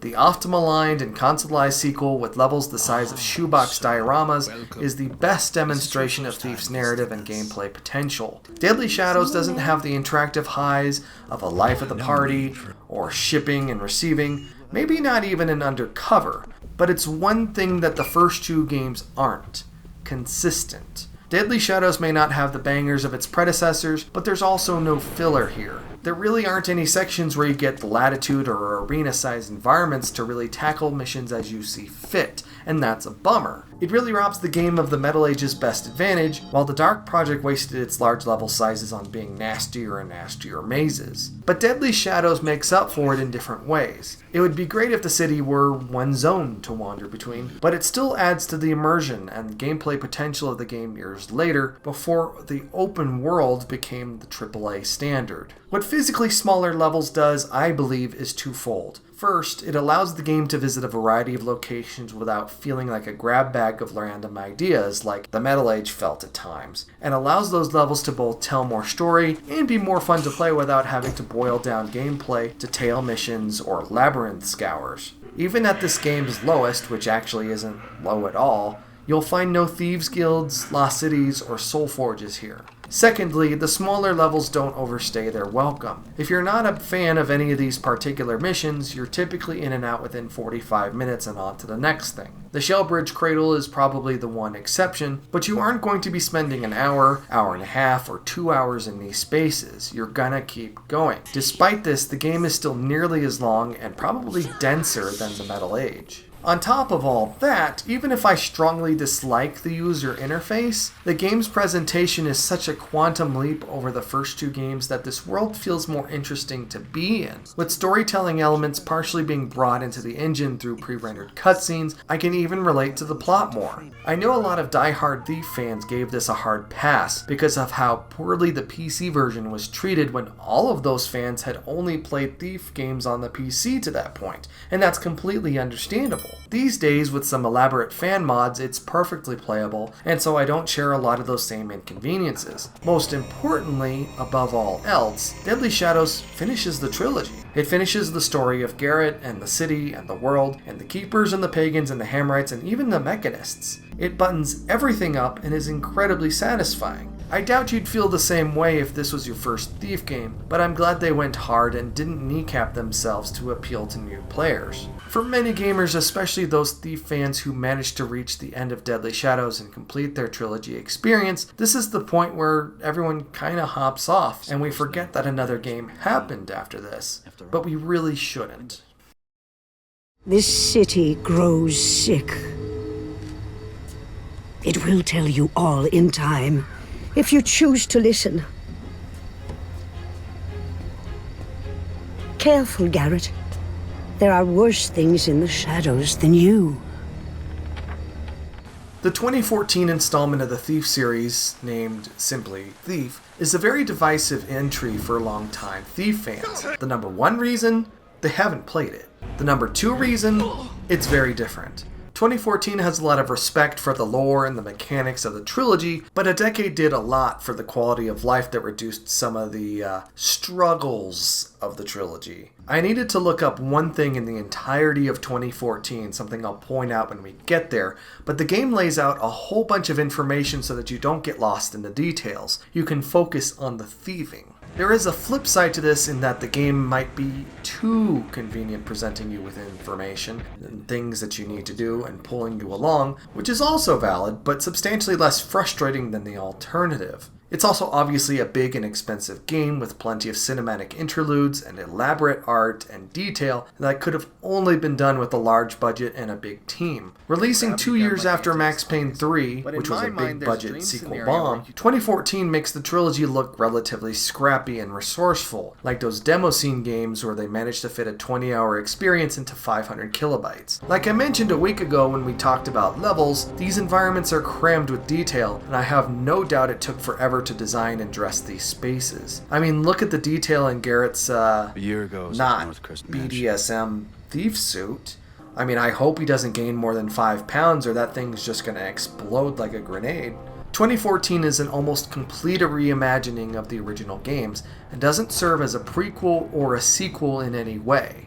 Or maybe it does. There's a working theory that this takes place some 300 years after the trilogy based on the dates in the documents between the games. Definitely. The trilogy's factions, the Hammerites, pagans, and mechanists are banished old religions, although you do make your way into an ancient cathedral that once served the Hammers. Garrett also mentions the fact that the city has been built on top of multiple layers of other cities. It really adds a lot of character to the city that wasn't possible before. There are lots of other tiny references to the trilogy as well. Garrett gains his replacement right eye and face scar at the end of the prologue to match how he looks in the Metal Age onward. Erin, his protege, seems to be the girl he adopts to train at the end of Deadly Shadows, even if it's not canonically so. By the way, this new Garrett is supposed to be a younger Garrett even though the actors are roughly the same age. I don't know, it fooled me. Also, the city shares many of the same districts as the trilogy, so your ears will probably tingle when people mention them, even though they don't match what you remember from the older games in the slightest. And that's fine. The reboot brings back several characters from the trilogy. Aside from Reboot Garrett, we also get a refreshed Basso who plays a pretty big role in this game as Confidant and Taskmaster. It also introduces several new characters that make this refreshed city feel dense and lived in, but it doesn't feel like they get enough screen time. It really feels like we would have seen them blossom in a Thief 2 we will now never ever see. Replacing the old factions are two new factions. The new City Watch, under the leadership of Baron Northcrest, really wants to see the city bettered for all, but it's ultimately an extremely corrupt and brutal organization that renders the Baron's altruistic motives moot. On the flip side, we have the cultish Graven, led by the charismatic Orion, who resists the fascist rule of the Watch. It's actually a story of inequality that, despite the sloppy writing of the Golden Path, is probably the strongest component of the whole game. The Thief games are all M-rated, of course, because of the violence, but I mean, come on, it's not really that bad. 2014, however, was definitely chasing the HBO angle when it sought a hard M rating with all different little reasons next to it. This game kinda has it all. I mean, there's violence, yes, but it's not particularly gruesome, ever. There's no gore or guts or anything, but I mean, one of the chapters has you infiltrating a brothel filled with people passed out from drugs, post-sex act, and then there's the sex parts. Also, there are the drugs. You take poppies to enhance your focus powers, which we'll get to in a bit, but there's plenty of discussion and usage of opiates and booze. There's not just language, there's a lot of language. I never thought the content was egregious in the way that Rockstar games tend to be. I actually thought it helped lend a maturity and texture to the world that the relatively sanitized trilogy wasn't really interested in portraying. I'm not saying the trilogy did anything wrong by any means, they simply sought different things and crafted different tones. But of course, development of 2014 was rudderless through a lot of it, and I think, broadly, having played and completed the game, that half the budget went to fucking around building so many variants of this game, as creative leads came and went, and the other half went to polish and cleanup. The delineation between these two phases of development came with the creation of public demos in 2012 and 2013, the latter of which I saw at E3 that year, and we'll talk about in a second. Polygon reported that an early version of the GDC 2012 demo in the House of Blossoms brothel featured sex workers performing quote-unquote Cinemax-style sex acts on clients, something that Eidos Montreal's animators were uncomfortable working on. So why didn't I pick up this game when it debuted? Couple reasons. I wasn't really in the market for Assassin's Creed style games, which this was definitely influenced by, or stealth games, and I hadn't played the very similar Dishonored, so I didn't have that to compare it to. More importantly, the game released to a mauling on Metacritic. But then there's that E3 2013 demo we got to see. I worked for Flesh Eating Zipper at the time, and I was in charge of making and scheduling our media appointments. Square Enix hit us up to see Thief, and of course we said yes. We make it to Los Angeles, and our appointment is for a theater presentation on the booth floor that anyone at the show could see without an appointment at all. We like what we see, but when we ask to actually play the game, we're given the runaround because we're not a big enough outlet, and then we don't get to play the game. The people who do get to go behind the booth wall and play it are the usual big folks at the big outlets. I tell this story in more detail as part of a big fiery article I wrote before we left E3 that year about how games journalism is bullshit, and I've put it in the description below. Obviously that's in the past, or as much in the past as possible, because I want my head to be as clear as possible while reviewing this game. In the 6.5 years since it released, I've only played a chunk of the prologue on the Xbox One, a version that ran like garbage. garbage. But here we are, so let's talk about this new gameplay. Before we get into this for reals, I want to highlight one simple mechanic, or rather, a missing mechanic that I think addresses 95% of the issues people have, particularly the Thief purists, with this game, or the perception of this game. See, in this game, you can't jump independently. You can't independently jump. You cannot press a button in the middle of a space and have Garrett jump into the air. You can do it in the older games just fine, but you can't do it here. You can mantle, and we talked about mantling about 2 weeks ago, but you need to be against a specific object or structure in order to do it. When you're not up against a mantling edge, that same button is used to swoop, which allows you to dash unseen between areas, preferably shaded ones, a mechanic that feels kind of like Dishonored's Blink, but without the verticality or the teleporting. So what does this mean? It means that times changed a lot between Deadly Shadows and 2014. The jump by itself is useless. It's a vestigial function of the first-person shooter where you can move and aim and, of course, jump freely. Jumping is only really useful in the Dark Project or the Metal Age or Deadly Shadows if you're trying to mantle an object or ledge or escape a ladder. But what if you streamlined the process where ladder entrances and exits are animated and automated, or the game was extremely clear about what objects could be mantled? You could eliminate the independent jump entirely. And why would you do that? Well, for one, it would allow that button to be context sensitive so you could map multiple functions to it like they did here. Obviously this isn't as big a deal on the keyboard as it is on a space limited controller, but it also reduces control confusion. Also, I think it reduces playtesting overhead because people aren't randomly jumping into geometry they aren't supposed to and getting stuck or looking extremely unnatural. There are few off-putting moments than trying to scale buildings in Deadly Shadows that you aren't supposed to, and finding out the hard way that the game won't let you do it. I didn't even notice that there wasn't an independent jump in 2014 until someone pointed out to me weeks after I finished the game. Weeks. Are there drawbacks to this line of thinking? Sure. On a small scale, there'll be moments when there'll be an object you think you can mantle over or get over and you can't. On a larger scale, that makes the game feel much more like an interactive thrill ride than a game. On an even larger scale, it feels like the game is robbing you of your agency despite all the dynamic and pulse-pounding acrobatics you're able to pull off because the system limits your movement. And this is really the story of how 2014 separates itself fundamentally from the rest of the series. It allows for some incredible new gameplay opportunities, but it also feels like every other hyper-polished AAA release from that time. Yes, I know that Assassin's Creed and Dishonored have independent jump functionality, but those are also far more action-oriented. Thief is about stealth and escaping with maybe some action from time to time. I'm not explicitly trying to defend this choice, but I am highlighting it because it serves as a philosophical wedge to keep some people from enjoying this game or playing it at all, and this game is full of choices like this. I mentioned the controller earlier, and honestly I wish I had used the controller for this game instead of the keyboard and mouse, because eventually those controls do stack up. Considering this game is denser and faster paced than its predecessors, you need to act quickly more often and not trip over your own fingers across a keyboard C. Another big controversial addition are Garrett's new focus abilities. These truly give Garrett a supernatural advantage over his competitors that didn't exist in the trilogy, where he just relied on experience and equipment. I guess it's like Detective Vision, but I haven't played any of the Batman Arkham games, so I can't quite verify that.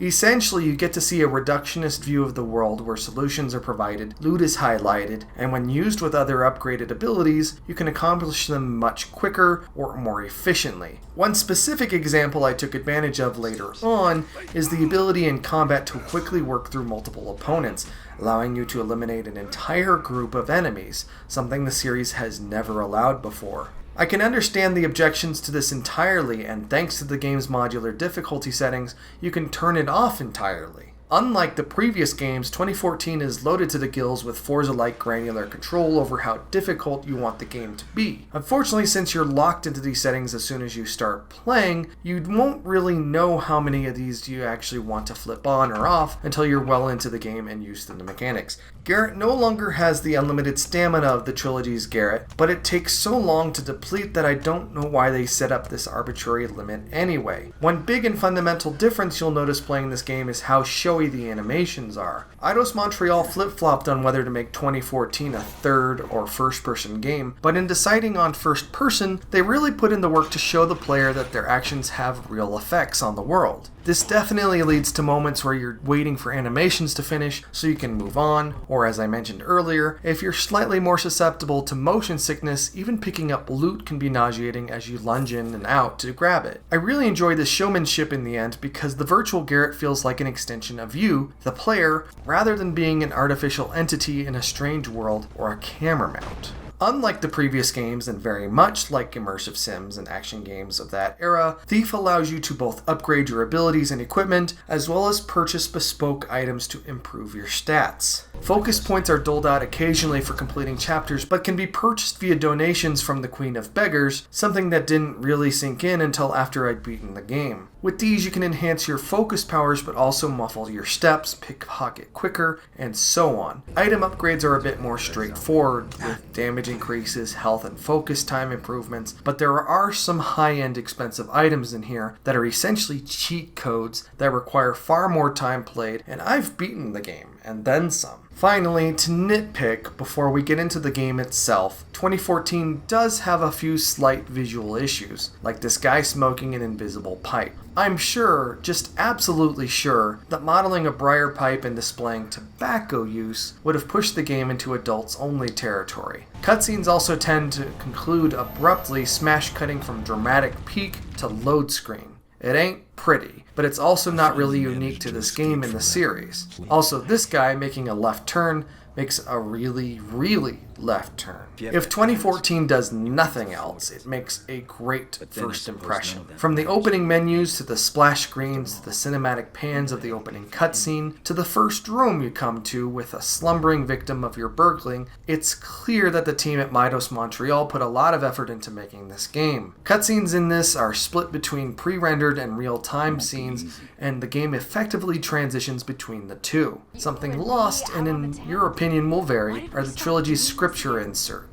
2014 likes to keep the story in the here and now, grounding the factional meta-narrative in environmental storytelling rather than cinematic title cards. The game also commands your attention through several press Y to observe events happening in the world that are minor scenes to show you where to go or to highlight what's going on around you. I think this prologue works pretty well to kick off the story, introduce you to Garrett, the city, and the people who live in it. I think it's an effective tutorial as well, but in reviewing the footage I realized the prologue was tossing so many mechanics at me, one after the other, I actually forgot about several of them until hours later, like looking through keyholes, or the fact that there will be animals in some missions that will alarm guards. You really get a sense as you pick up on the little scripted bits here and there that this is an immense town and you have a lot to look forward to.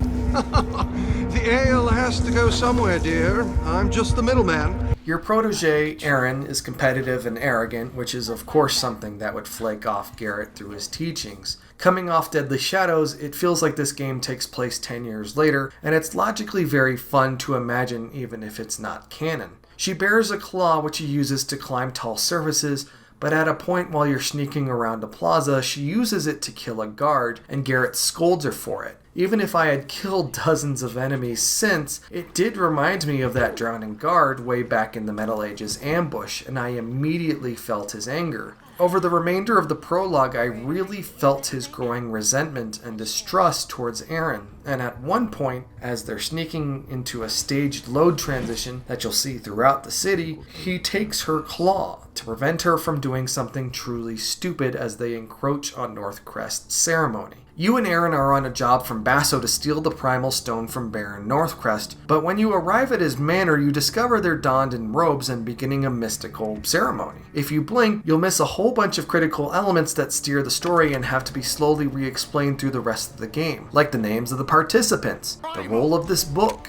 and the ring used to unlock it, or the watch guard who loses a leg when Garrett throws out his line and catches it to avoid falling into the supernatural abyss they're conjuring below. Instead, this cutscene puts its weight on the conflict between Garrett and Aaron when he reveals he has her claw and they fight over it. He tosses it onto the glass dome above the ceremony room, and as the building shakes apart, she falls in. He nearly does as well, and then the scene ends. Garrett comes to in a cart with a bunch of dead bodies, and after the cart haulers are scared off, he manages to sneak away down an alley. Now that the prologue is over, let's dive into the linear but instructive Chapter 1. If you didn't know at this point that the game is beautiful, it keeps reminding you of how gorgeous it is. And this game is still 6 years old. Garrett decides to make his way to his hideout in the clock tower to reorient and recenter himself, but he's got a bunch of city to work through and guards to dodge first. He did manage to get Aaron's claw through the struggle earlier, and he can use that to get high real quick with pads and surfaces the game highlights for you. Your first independent raid is on a jewelry store surrounded by city watch. This is the point where the game tries to teach me melee combat with the blackjack, and it doesn't click with me at all. I get inside the jewelry store by way of the basement and work my way up from there. It feels a lot like the smash and grab jewelry heist from Grand Theft Auto 5, but here you can take your time and accost every single case, highlighted handily with your focus powers. Oh, and by the way, you have focus powers now because you have the primal energy in your eye, which is how you get your scar and glowing eye. I don't know. But it's not actually a primal stone chunk. I really don't know. As fun as raiding this store is, you never get to attack an establishment this sophisticated or loaded again, so enjoy it. After dodging more guards, you wind up at your clock tower headquarters, which is beautiful, and it also has this huge corner filled with empty chests and shelves where you'll put all the rare items and historical placards that you've repossessed throughout the game. It reminded me a lot of the trophy and medal collections you built playing through LucasArts' X-Wing and TIE Fighter. Also, no one's been up here to mess with his things because the clock tower is reputably haunted. Also, why does it have this many empty cases? Were these cases full before and he sold them or something? Did someone steal all the stuff that was in here? Is he just now starting this collection? I don't know. I don't know. As you approach the upper floor window where you launch missions, Genevieve flies in with a note from Basso. That's right, his lovely wife-to-be is now a bird who shuttles messages to Garrett. You meet Basso at the bar he owns, the Crippled Burek, where he informs Garrett and the player that after the whole thing went down at Northcrest's place, Garrett has been gone a year. And the new and corrupt thief-taker general is extorting merchants like Basso with a protection tax. He gives you a new job to recover the ring of the dead Cornelius at the request of Orion. By the way, yeah, you heard correctly. It was a full year between the explosion at Baron Northcrest's ceremony and you waking up in that corpse cart, and the game kinda just rolls with it unceremoniously. Garrett meets with the Queen of Daggers, a sort of oracle figure who knows everything about what's going on in town, and took care of you while you were out somehow. It's never really explained how or why or what happened or anything. She's blind, but she also has a caregiver, which is among several progressive representations you'll encounter in this game. At any rate, the game doesn't really do much with her character, so if you don't go out of your way to donate to her, I think you see her one more time before this campaign concludes. Chapter 2. We need Cornelius's ring, and we need to intercept his corpse in this factory to get it. Our first non-tutorial experimentation with 2014's thieving mechanics and guard dodging comes in this opening section that took me far too long to get past. I wish I had noticed the sitting pool of oil earlier so I could set it on fire. A lot earlier. Infiltrating this place is pretty fun, and we get a spontaneous Aaron cutscene that's pretty similar to the flashing scenes of your wife in Alan Wake. This latent, supernatural, and emotional connection to Aaron is a running theme. After climbing some pipes, we get inside this big building where there are lots of desks to pilfer and mannequins. Lots of mannequins. My heart sinks a little at this point because I think the game is going to choo-choo its way over to Creepy Town and they're going to start animating into a creepy army like that haunted department store in Condemned Criminal Origins. Well, thankfully they don't. But corpses do start flying in on hooks that you have to hop on in order to move between stations. There's plenty to loot and guards along the way, but there's this strange level pop when entering the chamber where Cornelius's body lies on a table. And then the thief-taker general shows up and kills one of his own men because he didn't retrieve Cornelius's ring, because he didn't know it existed, because it wasn't on his hand, because it was in his gut, which the general slices through to retrieve. Great. Unspeakable cruelty. We want that ring, so we break into the general's office and solve this really cool rotating tile puzzle to retrieve it. Just as we're about to leave, the general tries to enter. We stop him and flee out the back door. Alarms are blaring and this is our escape, which is pretty intense. We leave the way we came in a frantic rush, dodging guards the whole way out. Nearly a week later, we're meeting with Basso, who wants me to bump fists with Orion. Remember, Orion is this charismatic Jesus-like figure who seeks to help the poor and underprivileged. In the year since the Northcrest accident, a sickening gloom has fallen over the population, which doesn't seem to affect the plot all that much, but it does make the city's impoverished even more desperate looking. What's interesting about this interaction between these two, especially this early on in the game, is that Orion challenges Garrett's gecko-ish greed is good mantra by pleading with him to recognize that this is his city too. Do you really think you have no stake in this? It works for me. But for how long? Never before in this series has anyone ever truly questioned Garrett's I got mine, I don't need your help mentality. In the trilogy, the character he becomes at the end of Deadly Shadows and his shift towards altruism and away from self-serving independence comes in huge, clunky transitions that feel forced and unrealistic.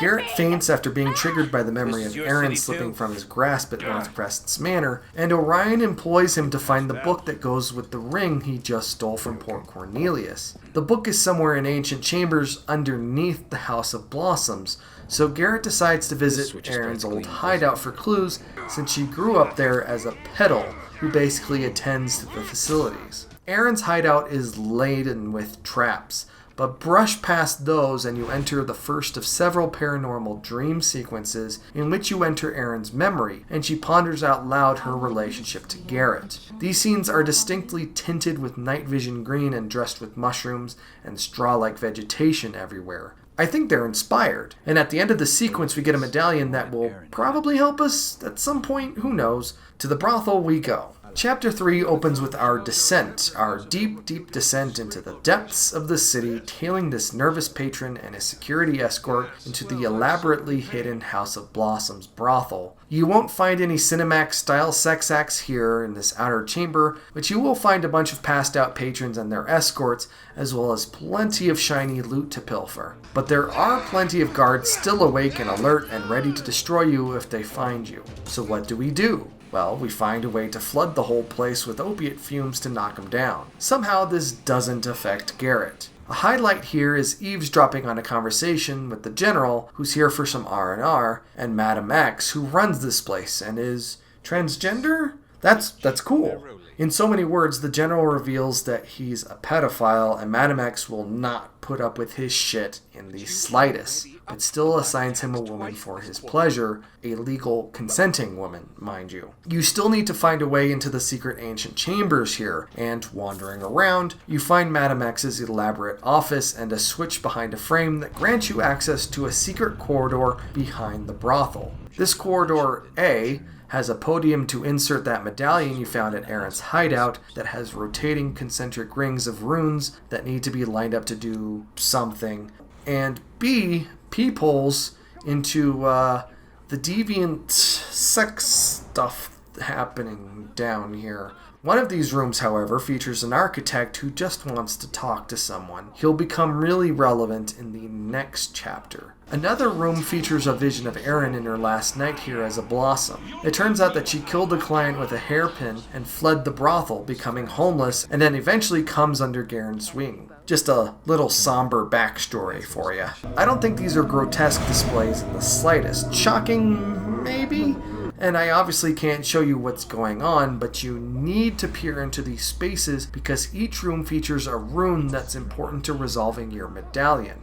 Good work smashing your smut in our eyes, Eidos Montreal. With the runes lined up, a door opens, and we now begin the Goonies/Indiana Jones section of this chapter. There are lots of traps down here, of course, but also plenty of books. The level teases a freaky creature that we'll get to see more of later. The centerpiece of this space is a spire in which the book you're looking for is in the top chamber.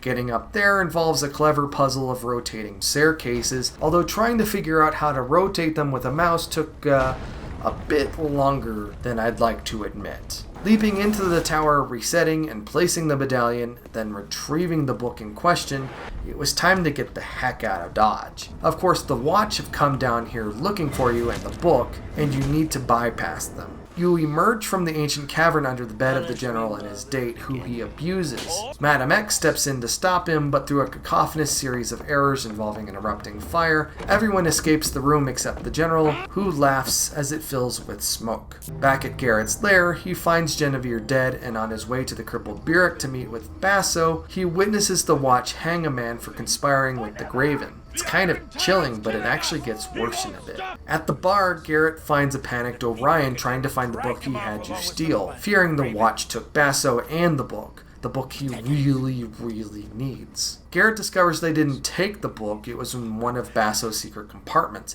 But before he hands it over, he wants to know how to rescue Basso. Orion informs him that Basso was taken to the Keep, a massive tower elsewhere in town, and directs Garrett to find Jacob, a Graven cultist who will know how to get in. Orion tries yet again to appeal to Garrett's humanity, but is rebuffed, then slinks away with the book.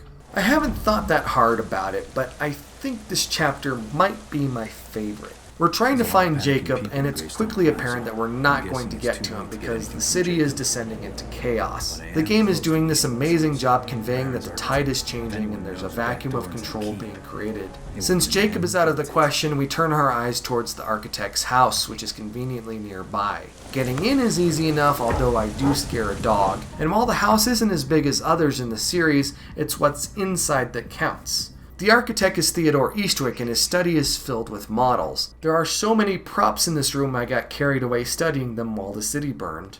But this study isn't the real study. The real business is upstairs in a huge and elaborate space, accessible by a secret elevator behind a bookshelf. Seeing model parts scattered around is just really cool. Upstairs, however, we find that Eastwick has hung himself, presumably because he designed the Keep and the Keep is now falling apart, and he'd rather see himself out than let the Baron decide his fate for him. While the Watch is pounding on the doors, you need to get the plans for the Keep. To do that, you need to figure out this frame which will unlock this crazy rotating column puzzle in the middle of the room. Matching the model Keep with the Keep lying outside the window causes a nearby wall to spin around, revealing the plans just as the Watch make their way in, and you need to make your way out. Your escape is, silly enough, a strictly linear sequence that would find itself well at home in a Call of Duty game. It's brief, but it's really something else. Examining the newly acquired plans, Garrett decides to infiltrate the Keep through the exhaust at the base. But a big idea fills his head. Somewhere near the temple of this colossus is supposed to be a great safe the size of a house filled with gold. I have to admit, even I was salivating at the prospect. Making your way through the bowels of a rapidly degrading keep is the most 90s thing that this game does. It's not terribly exciting, but it is relatively brief. The highlight here is finding Basso on a prisoner's list for the second time in this series. You rescue him, thank goodness,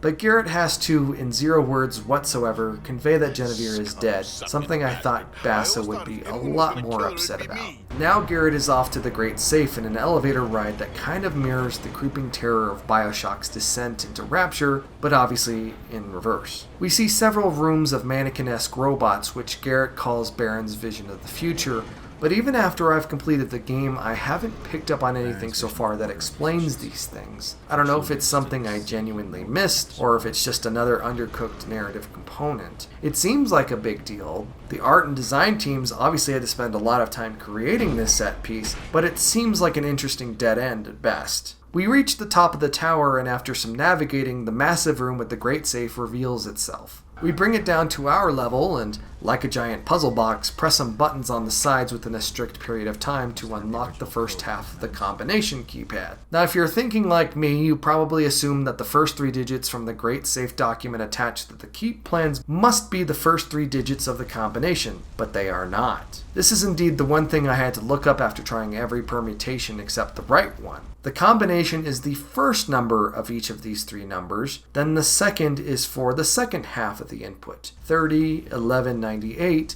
is a reference to the release date of the Dark Project on November 30th, 1998, but it's also obviously done in the metric style that we Americans abhor.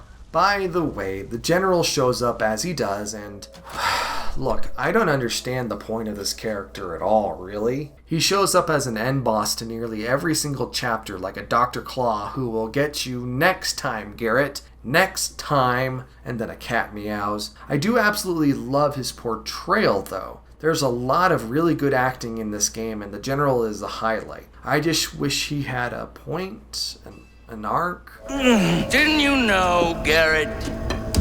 Greed is a sin. And you must be punished for your sins. At any rate, right as you're about to punch in the second half of the combination, the general shoots a blade through your hand, a wound you carry through the rest of the game. On cue, the guards show up, the lights go out, and you need to make your way back to the safe's keypad to complete the combination. With a series of large metal clanks, the safe's massive door opens. Inside, not piles and piles of gold. There's no Scrooge McDuck pool of coins here. On a pedestal lies a single glowing shard of the primal stone. Grabbing it sends you into another shadowy supernatural detour brought to you by Erin, who embodies the primal stone spirit. She lures you to Moira Asylum, where you'll find more of the answers you're searching for about what happened a year ago, where Erin is, and what the primal stone is. It also ends with a clumsy jump scare. Ejected back to reality, you find yourself in freefall as the keep, and subsequently the safe you're in, are on their way to the ground in the harshest manner possible. Not surprisingly, you make it through the entire ordeal without any issue whatsoever. It's time to retreat to the tower and recover before the next chapter. But wait! Did you know that there's a whole bunch of game I haven't even talked about yet? I placed this here in the review because it was only at this point in the campaign that I realized there was a whole bunch of side content I wasn't doing. Remember how I said 3 months ago in this review that I beat the game in 16 hours, but you could really beat it in less, roughly 10? The thing is, if you let it, 2014 will guide you through the entire campaign and never once require you to explore all the extra content they built for it. 10 hours is obviously extremely fast compared to the substantially lengthier campaigns of the previous games. The thing is, as I see it, all of this side content, potentially dozens of hours of this stuff, feels a bit like a concession to fans of the series. Casual fans can be carted through the campaign and it'll be something like a long Call of Duty campaign or a short but far more directed Assassin's Creed tour. And the thing is, as you've probably already surmised as we're now halfway through this game, there are only 8 chapters, is that it's incredibly linear. With the exception of maybe Northcrest's Manor in Chapter 6, this game may as well have a bar that lowers and locks in front of you so that you don't go flying out of the cart. I don't think that's necessarily a bad thing, but if you were a trilogy fan, you may have gotten this far in the campaign and wondered what the hell Eidos Montreal were thinking. Side quests are the more open-ended content that I don't think the framework of their expensive campaign could have handled. To start, Basso has a long list of quests that involve raiding a variety of places around the city and retrieving items for him. It's really great when you elect to display them all on your map at once. Not a bad decision at all. They're not flashy or sophisticated, but I think they're fun, and there are definitely some interesting surprises that pop up. There was at least one broken quest in here, though, where you get to exactly where the quest says you need to go, and there's literally nothing in the environment or in your focus vision to indicate what to do next. And then you have a couple of slightly more sophisticated missions. Hector was building a mechanical man for the Baron for a project that ultimately fizzled out, and his colleague decided to split the automaton up and scatter its parts around town. Now it's up to you, mission by mission, to reassemble it. Then you have Vittori, who is filling in content for his carnival and recruits you to capture rare treasures. His first mission involves you following the town drunk, keeping him on the straight and narrow until he reveals his hideout. And then there are the places you can raid independently, a lot of them, or the environmental artifacts you can harvest, like the historical placards. Doing these quests is really the only way you can even begin to fill up your clock tower collection. If you made it through the whole campaign and wondered why you still had so many vacant slots in your trophy room, the game's side content is why. But there's a big reason why you should avoid the side content. It's nerfed, or inversely, the campaign is OP.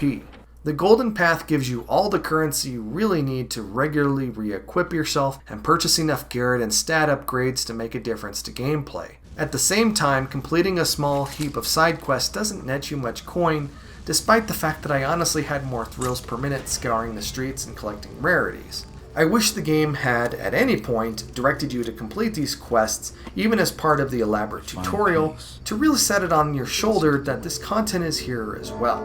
Anyway, back to the story. You meet with Basso, who is recuperating at the Siren's Rest Tavern by the docks, to employ him and his boat to get to the asylum. Moira Asylum, which rests alone and abandoned on an island, seems to be yet another tie-back to the trilogy and the Widow Moira in Deadly Shadows. I want to make something very clear. This is a spiritual reboot of that game's Shalebridge Cradle to bring something truly frightening to a game that, like that one, wasn't primarily designed for spooks. This level just echoes Shalebridge, from the setting, to the staff notes, to the patient observations, to the tropesy jump scares and sound effects, even to the fact that when you try to enter via the cellar door, which is also to the right side of the main entrance, like the cradle, the previously barred main entrance pops open. Despite luring you here through your vision in the keep, Aaron's spirit immediately tells you that you shouldn't be there, which doesn't make any sense. If you didn't play Deadly Shadows or the Shalebridge Cradle before entering Moira Asylum, you'd be none the wiser. The Cradle is obviously a golden standard in this series, and if this was going to be the game's biggest attempt to pay tribute or reboot an element of the Thief games that they loved, which it wound up being, then I can't blame them for it. You're here to understand Aaron's story, but the key to the women's ward where we begin to find it is hidden in the men's ward, which means having to investigate both wards. And there's plenty to discover with rows of rooms, lots of environmental storytelling involving the former patient, and lots of opening doors. There are interesting artifacts here, like this space warping invisible that causes you to pass out, or some very creepy wheelchairs, or some fun art to steal. So far, this top level isn't very creepy, but then we get downstairs, where the last human patients are clearly on a rampage, and even with the lights on, there's really no reprieve. And then we get into the visions of Aaron and the Baron. After the incident at Northcrest Manor, we were both affected by the primal energy. Obviously, there's something going on with Garrett's eye, but Aaron is somehow joined at the hip with the stone's primal energy, and there are shards of primal stone we need to piece back together. I'm gonna be honest, I really don't know what this is all about, really, except that we really don't know what the Primal Stone is or what it does, so we need to go deeper into the asylum, down to the prison, to find Aaron. Down here we get our spirit world trappings, field guide unavailable, but we also get the freaks, who are this game's undead zombies. Taking them down was an interesting task because this is a tight space, but eventually we enter Aaron's fantasy construct and see these freaks being created out of the inmates by the stone. Aaron's not here, so we need to confront the Baron himself to get this whole thing wrapped up and, hopefully, rescue Aaron in the process. Leaving the clock tower this time around, we're greeted with another chilling sight. The Graven, who have spent some time now asserting their stature in the city, hang a man they accuse of helping the city watch, a reversal of what we just saw a few chapters ago. As we see the streets emptied of city watch and replaced by a less ordered and more paranoid group of vigilantes who are proud of their progress against the oppressive Baron, we really feel things are becoming unglued, and it is vaguely terrifying. This means, of course, that you'll be visiting the Baron while he and his forces are stressed out and on the defensive against untrained and unpredictable numbers. You've done so many manor attacks at this point, but before now, it really felt like your opponents were standard. They exist because the place you're raiding is obligated to have personnel to protect it. Otherwise, it would be far too easy to steal everything, and the game would be boring because there would be no tension, etc., etc. But as we stride into the yard of Northcrest Manor, there's a narrative rationale that grants your enemies an urgency to defend the place from bad folks like you. The reality is that even if this only really exists in the imagination of you, the player, and is merely projected onto the scene and these opponents, and isn't some extra couple layers of programmed meta-anxiety, that's the kind of illusory magic video games chase, and for this tiny moment, for these precise reasons, this is where 2014 shines. We are here, alone, on our own agenda. No one knows we're coming, and we're selfishly or foolishly breaking into this massive estate when everyone you encounter is stressed the hell out and the world is literally on fire. I should note that this is one of the big demos the team had to put together to demonstrate to Square Enix and the world at large that the game was indeed coming together, and it was doing so in a way that players of all stripes and experiences, fans or not, could relate to. It's also why it feels like the most open and opportunistic to play in different ways. This is the demo we saw at E3 as well as what follows. I managed to infiltrate the manor by shooting down a stack of crates and using it to reach the attic. The home is loaded with Northcrest lore, and as we peer into these documents we begin to understand who the Baron is and where he comes from. The Baron dealing with the fallout of his exposure to the Primal Stone, like his sterility, is really interesting. There's plenty of security in here and the wire cutters can get some good usage. There's a secret chapel that isn't on the manor map that conceals the Northcrest collectible, the Heart of the Lion. On both sides of this pedestal are rotating cylindrical sections and columns. On one side the details are crisp and clear and they have to match the fixed ornaments above and below the column. Easy peasy, right? On the other side, however, the details are scratched and worn off. Picking up on what does still exist, I thought I had figured out the combination, but the thing still wouldn't unlock. I spent far too long trying other similar combinations thinking I was really clever for breaking down the design system of this column, not realizing that on the rear of the pedestal is a peephole where you can examine the alignment of the discs and adjust them so that the pin can fall through and the thing can unlock. On its own, that's an interesting puzzle, but considering we had to throw out everything we learned about the other column to solve this one, seems like some wasted effort. Gaining access to the elevator shaft, you scale its external structure, pausing as guards come roaring down, and confront the Baron in his study. He tries to explain that the Primal is an ancient force that only special people can see or interact with, and he meant well by trying to use its powers. Then, as a fiery arrow flies in through his window, he reveals that his brother Aldous has taken Aaron. But you know him better as Orion. Let's go back in time a second to that introductory cutscene. Here, the Baron is leading the ceremony held by the attuned, the people who can understand the power of the Primal to activate it. This is Aldous/Orion, and this is Cornelius. This is Cornelius's ring you stole from the General, and this is the book you stole from under the House of Blossoms. Here's the General spotting you on the roof. The game lays out, in a very quick cutscene, the first half of the game from its very first minutes. Both you and Garrett are now extremely suspicious of Orion having now helped him the entire game so far, especially since he's known about Erin this whole time and she's in his custody. The Baron sends you back down the elevator as it's clear that his fate is sealed with the encroaching mob, and the floors you return to have been flooded by Graven. Dodging these guys, you investigate the ceremony room, which is still in ruins a year later. In the laboratory beneath, you come across another shard of the Primal. Getting it out requires moving some spinning armatures around and ramping up power to cause the Primal to crack the container glass. Eventually the whole thing shatters and you can step in and take it. In your escape, the General stops you briefly to remind you that he's still in the game and looking to stop you. Making comically quick work of him yet again, you find yourself at the big local bridge that you must cross as it's in flames and shredding itself to bits. This is a relatively brief sequence, about 10 minutes tops, but it's the most elaborate action set piece in the game.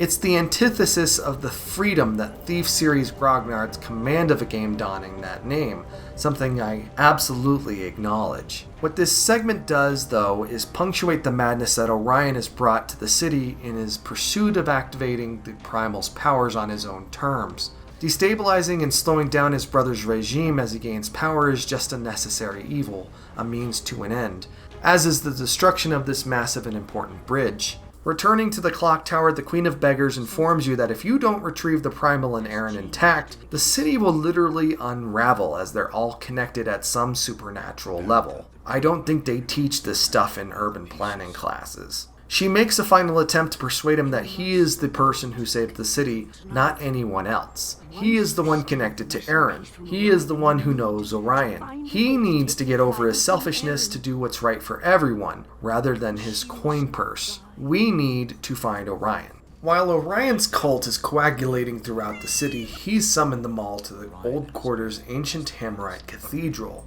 Leaving for this mission will prevent you from accessing the city until you complete the campaign, so while it's recommended to stock up before starting this chapter, the game does provide some solutions along the way.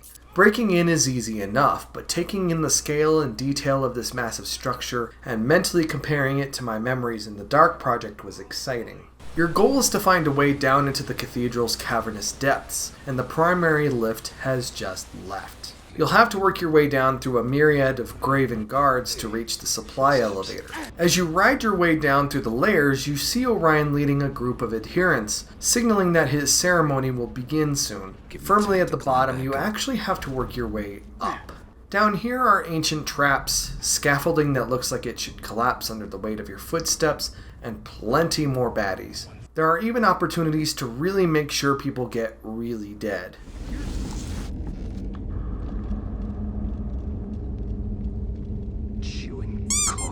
Here's a locked chest with a combination you could brute force, but as it turns out, someone left a note where they attempted to do just that, and humorously fell just shy of the combination. It's freaking great. And then there are the freaks, who follow in the wake of Aaron's primal presence for us to evade or dispatch. Either way, it's not a good sign.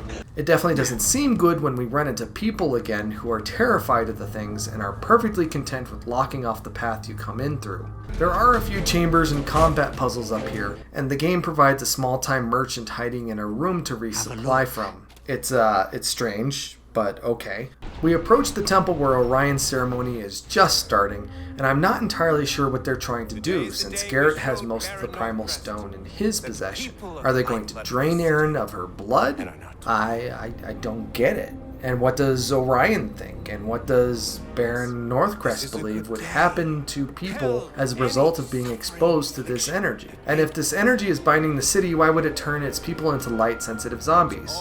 And what about the scenario? As Garrett enters the ritual hall, Aaron casts a vision on him in which he navigates the crowd and interrupts the ceremony. Also, here's a jump scare.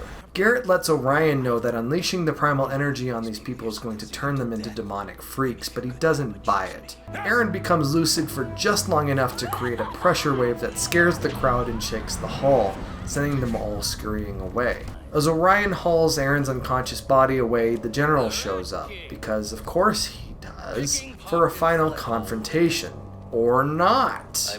You can escape by activating this pair of pedestals, which you have to anyway, but the general can take you down at a distance. I'm sure there's some elegant, skillful way to accomplish this or take him down, but I know I'm toward the end of this game, and I really just want to get this thing done and conclude this guy's arc and move on. I pop some poppies under focus mode, and with a few rounds of knocking out his leg and spamming him with the good old 1-2, it seems to work just fine. We need to track down Orion, and apparently we're near the sea. We also need to spend a few moments navigating murky tunnels and dodging freaks, or blowing them up. Eventually we get a beautiful shot of the Dawn's Light, a massive ship in dry dock that the Graven have blasted together out of spare parts. It looks like the dried out husk of a nasty insect, and it isn't even a functional boat. More something that's boat-shaped, as one Graven would put it. See it as Project 2 Steampunk Boogaloo, am I right?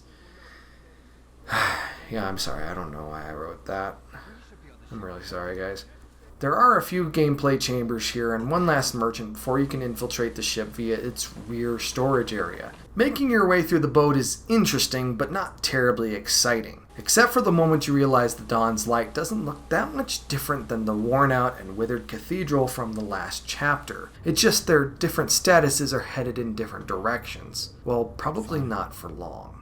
You find Orion and Aaron at the front of the boat, and he talks about power and things he deserves that his brother didn't, having inherited all his wealth and power from their father. Also, Orion is not just Northcrest's brother, but his illegitimate half-brother, and both brothers were extremely disappointed in their father's lack of morality. The primal energy / Aaron separates from her physical form and ages Orion to death, Palpatine style, over his arrogant claim to her and her power. She's about to turn on Garrett when you assume control again. What follows is an interesting mix of Aaron's Final Fantasy and a boss battle where you need to dodge the Primal's light. But in the end, you reunite all three pieces of the Primal Stone. I'm going to play this section of footage here unedited, and you can tell me how Aaron wound up perilously hanging from the front unfinished edge of the ship. I'll accept your answers in the comments below. I understand that this game wants to tie this back to their break in the relationship far earlier in the game in some roundabout way to heal it or continue it, but I'm not quite sold. Aaron screams again for her claw so she can make her way back up, so Garrett activates the book, by slapping Cornelius's ring on it, which is still being worn by Orion, then tosses the activating book and the claw at her. There's an explosion of light, and as it fades away and as Garrett comes to, the claw is embedded in the wood next to him, implying that she made it and wandered off, setting off the inevitable sequel. And that's it. That's it. Roll credits, and then you're dumped back into the city to continue all that side stuff you'd put away to work on later. So who is this game for? Ardent Thief fans wrote it off. Fans of any contemporary open worlder like the Assassin's Creed games, or the more confined immersive sims like Dishonored or latter-day Deus Ex games, balked at 2014's small scale and lack of interesting action gameplay. It feels like a first-person rebooted Tomb Raider game with no guns. And then nobody bought it. The thing is, all of these things are true, but it's also a bit unfair. In my last video, I repeated Warren Spector's launch fears that Deus Ex wouldn't be able to compare with the hallmarks of that era. But Deus Ex was a gem because it made any way you played the game feel authentic. That no one bought the game doesn't extinguish the necessity of a period stealth game in 2014, but it highlights the attractiveness of other options.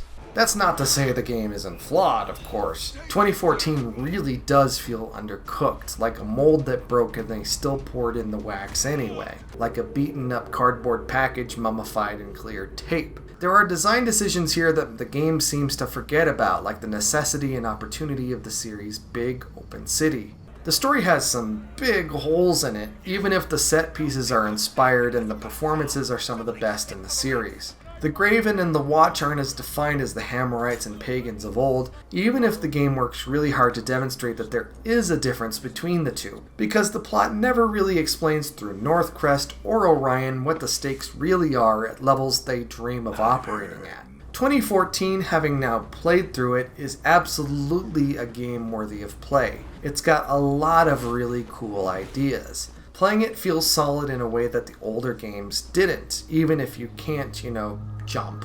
It's beautiful and it has a lot of content. There's a generational gap in expectations between the relatively hardcore PC-only gameplay of the Dark Project and the streamlined buffet of 2014, and that alone is enough to create a chasm in perception. As of this writing, 2014 can be had for $20 on Steam, and it's worth every dollar. Now it's time to wrap up the entire series. Wasn't that long ago that I was planning on my retirement. Now the only thing that's getting retired is my standards. If things get any worse, I'll have to go back to picking pockets in the streets. I've said it out loud elsewhere when I began work on this video, but I wondered who would be interested in a video on the Thief series, much less one that's over 5 hours long. While the Looking Glass team had doubts about who would buy the Dark Project way back in 1997 while they developed it, it's clear over 20 years later that even if its audience is small, it's also enthusiastic. They still made 4 of the things, and despite the modest sales, the Thief series is legendary. Everyone's heard of it even if they haven't played it. The Dark Project enjoys its place among many play this before you die lists, and because of ideas and mechanics it kicked off, we got games like the Ubisoft Ur game in Watch Dogs, Assassin's Creed, and Far Cry. Even if few games mimic the Dark Project or the Middle Age directly, they do study it and take its best elements and adopt them.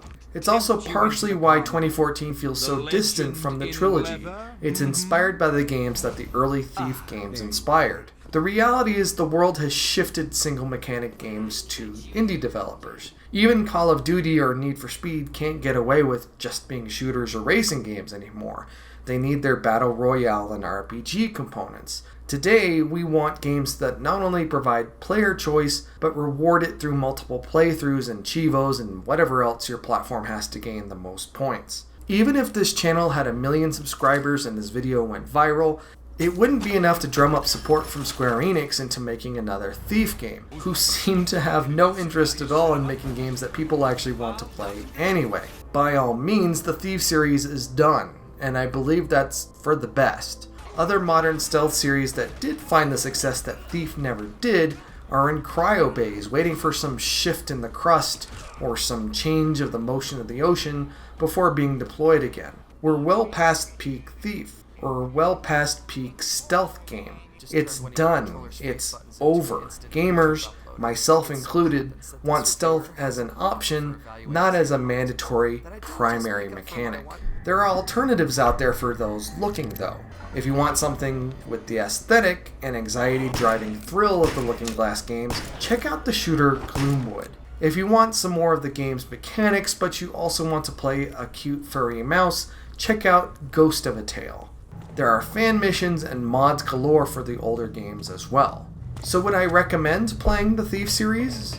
Yeah, of course. These games have their strengths, and they definitely have their flaws as well. And I believe I've highlighted all of those things through this video. If you're going to play them, I'm gonna recommend you play all 4. Don't skip a single one, and do it in order. Yes, The Dark Project is not a game I had a tremendous amount of fun in, and in doing my research over these past few months, it's clear I'm in the minority. But that doesn't make me wrong. If you're tuned into modern gaming, deciphering it might be difficult, but The Dark Project sets the stage for the series and contextualizes everything that follows.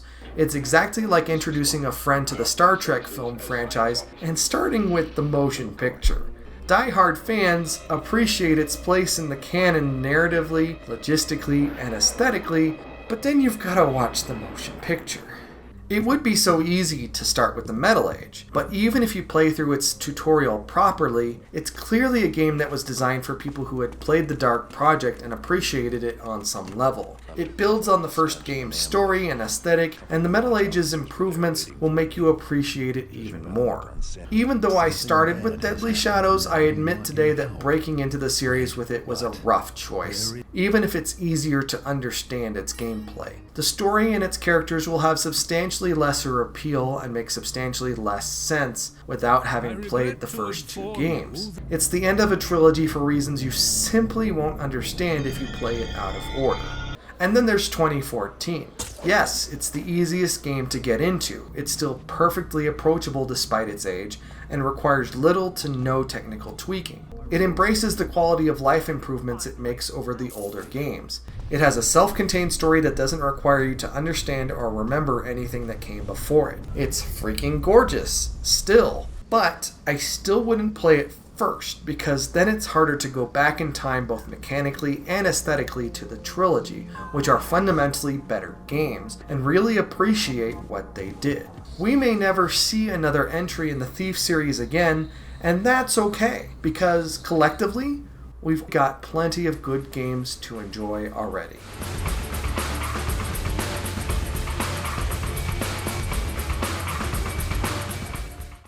It may not be the first, but it is the nth review. I've been your host, Nick Marsh. I am really glad that you're at this point seeing this, because I had no idea that this would take 5 months to make or end up as 5 hours long. I want to thank my supporters, you. I want to thank my Patreon supporters, and more specifically, I really have to thank these guys, my producers.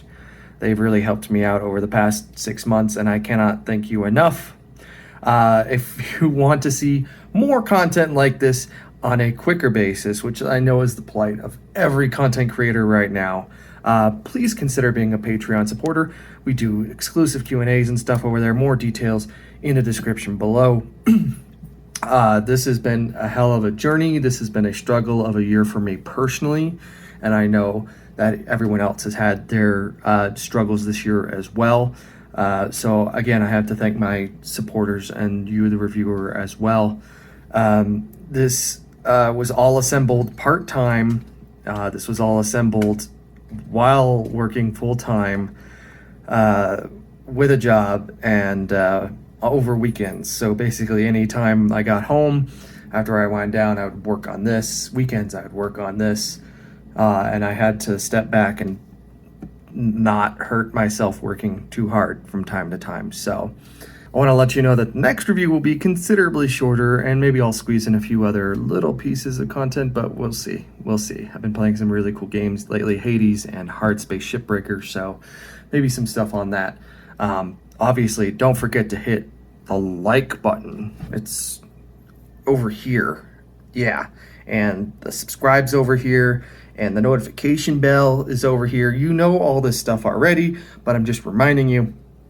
And with all that said, share this with your friends. Share this with all of the Thief fans that you know, because they might enjoy it as well. Unless you skip to the end just to see my face, my egg-shaped face. And hey, I'll see you next time. Actually, it's more like... That's how it works. It's Thief. There's no guns in Thief. I mean, there's a crossbow, but you know.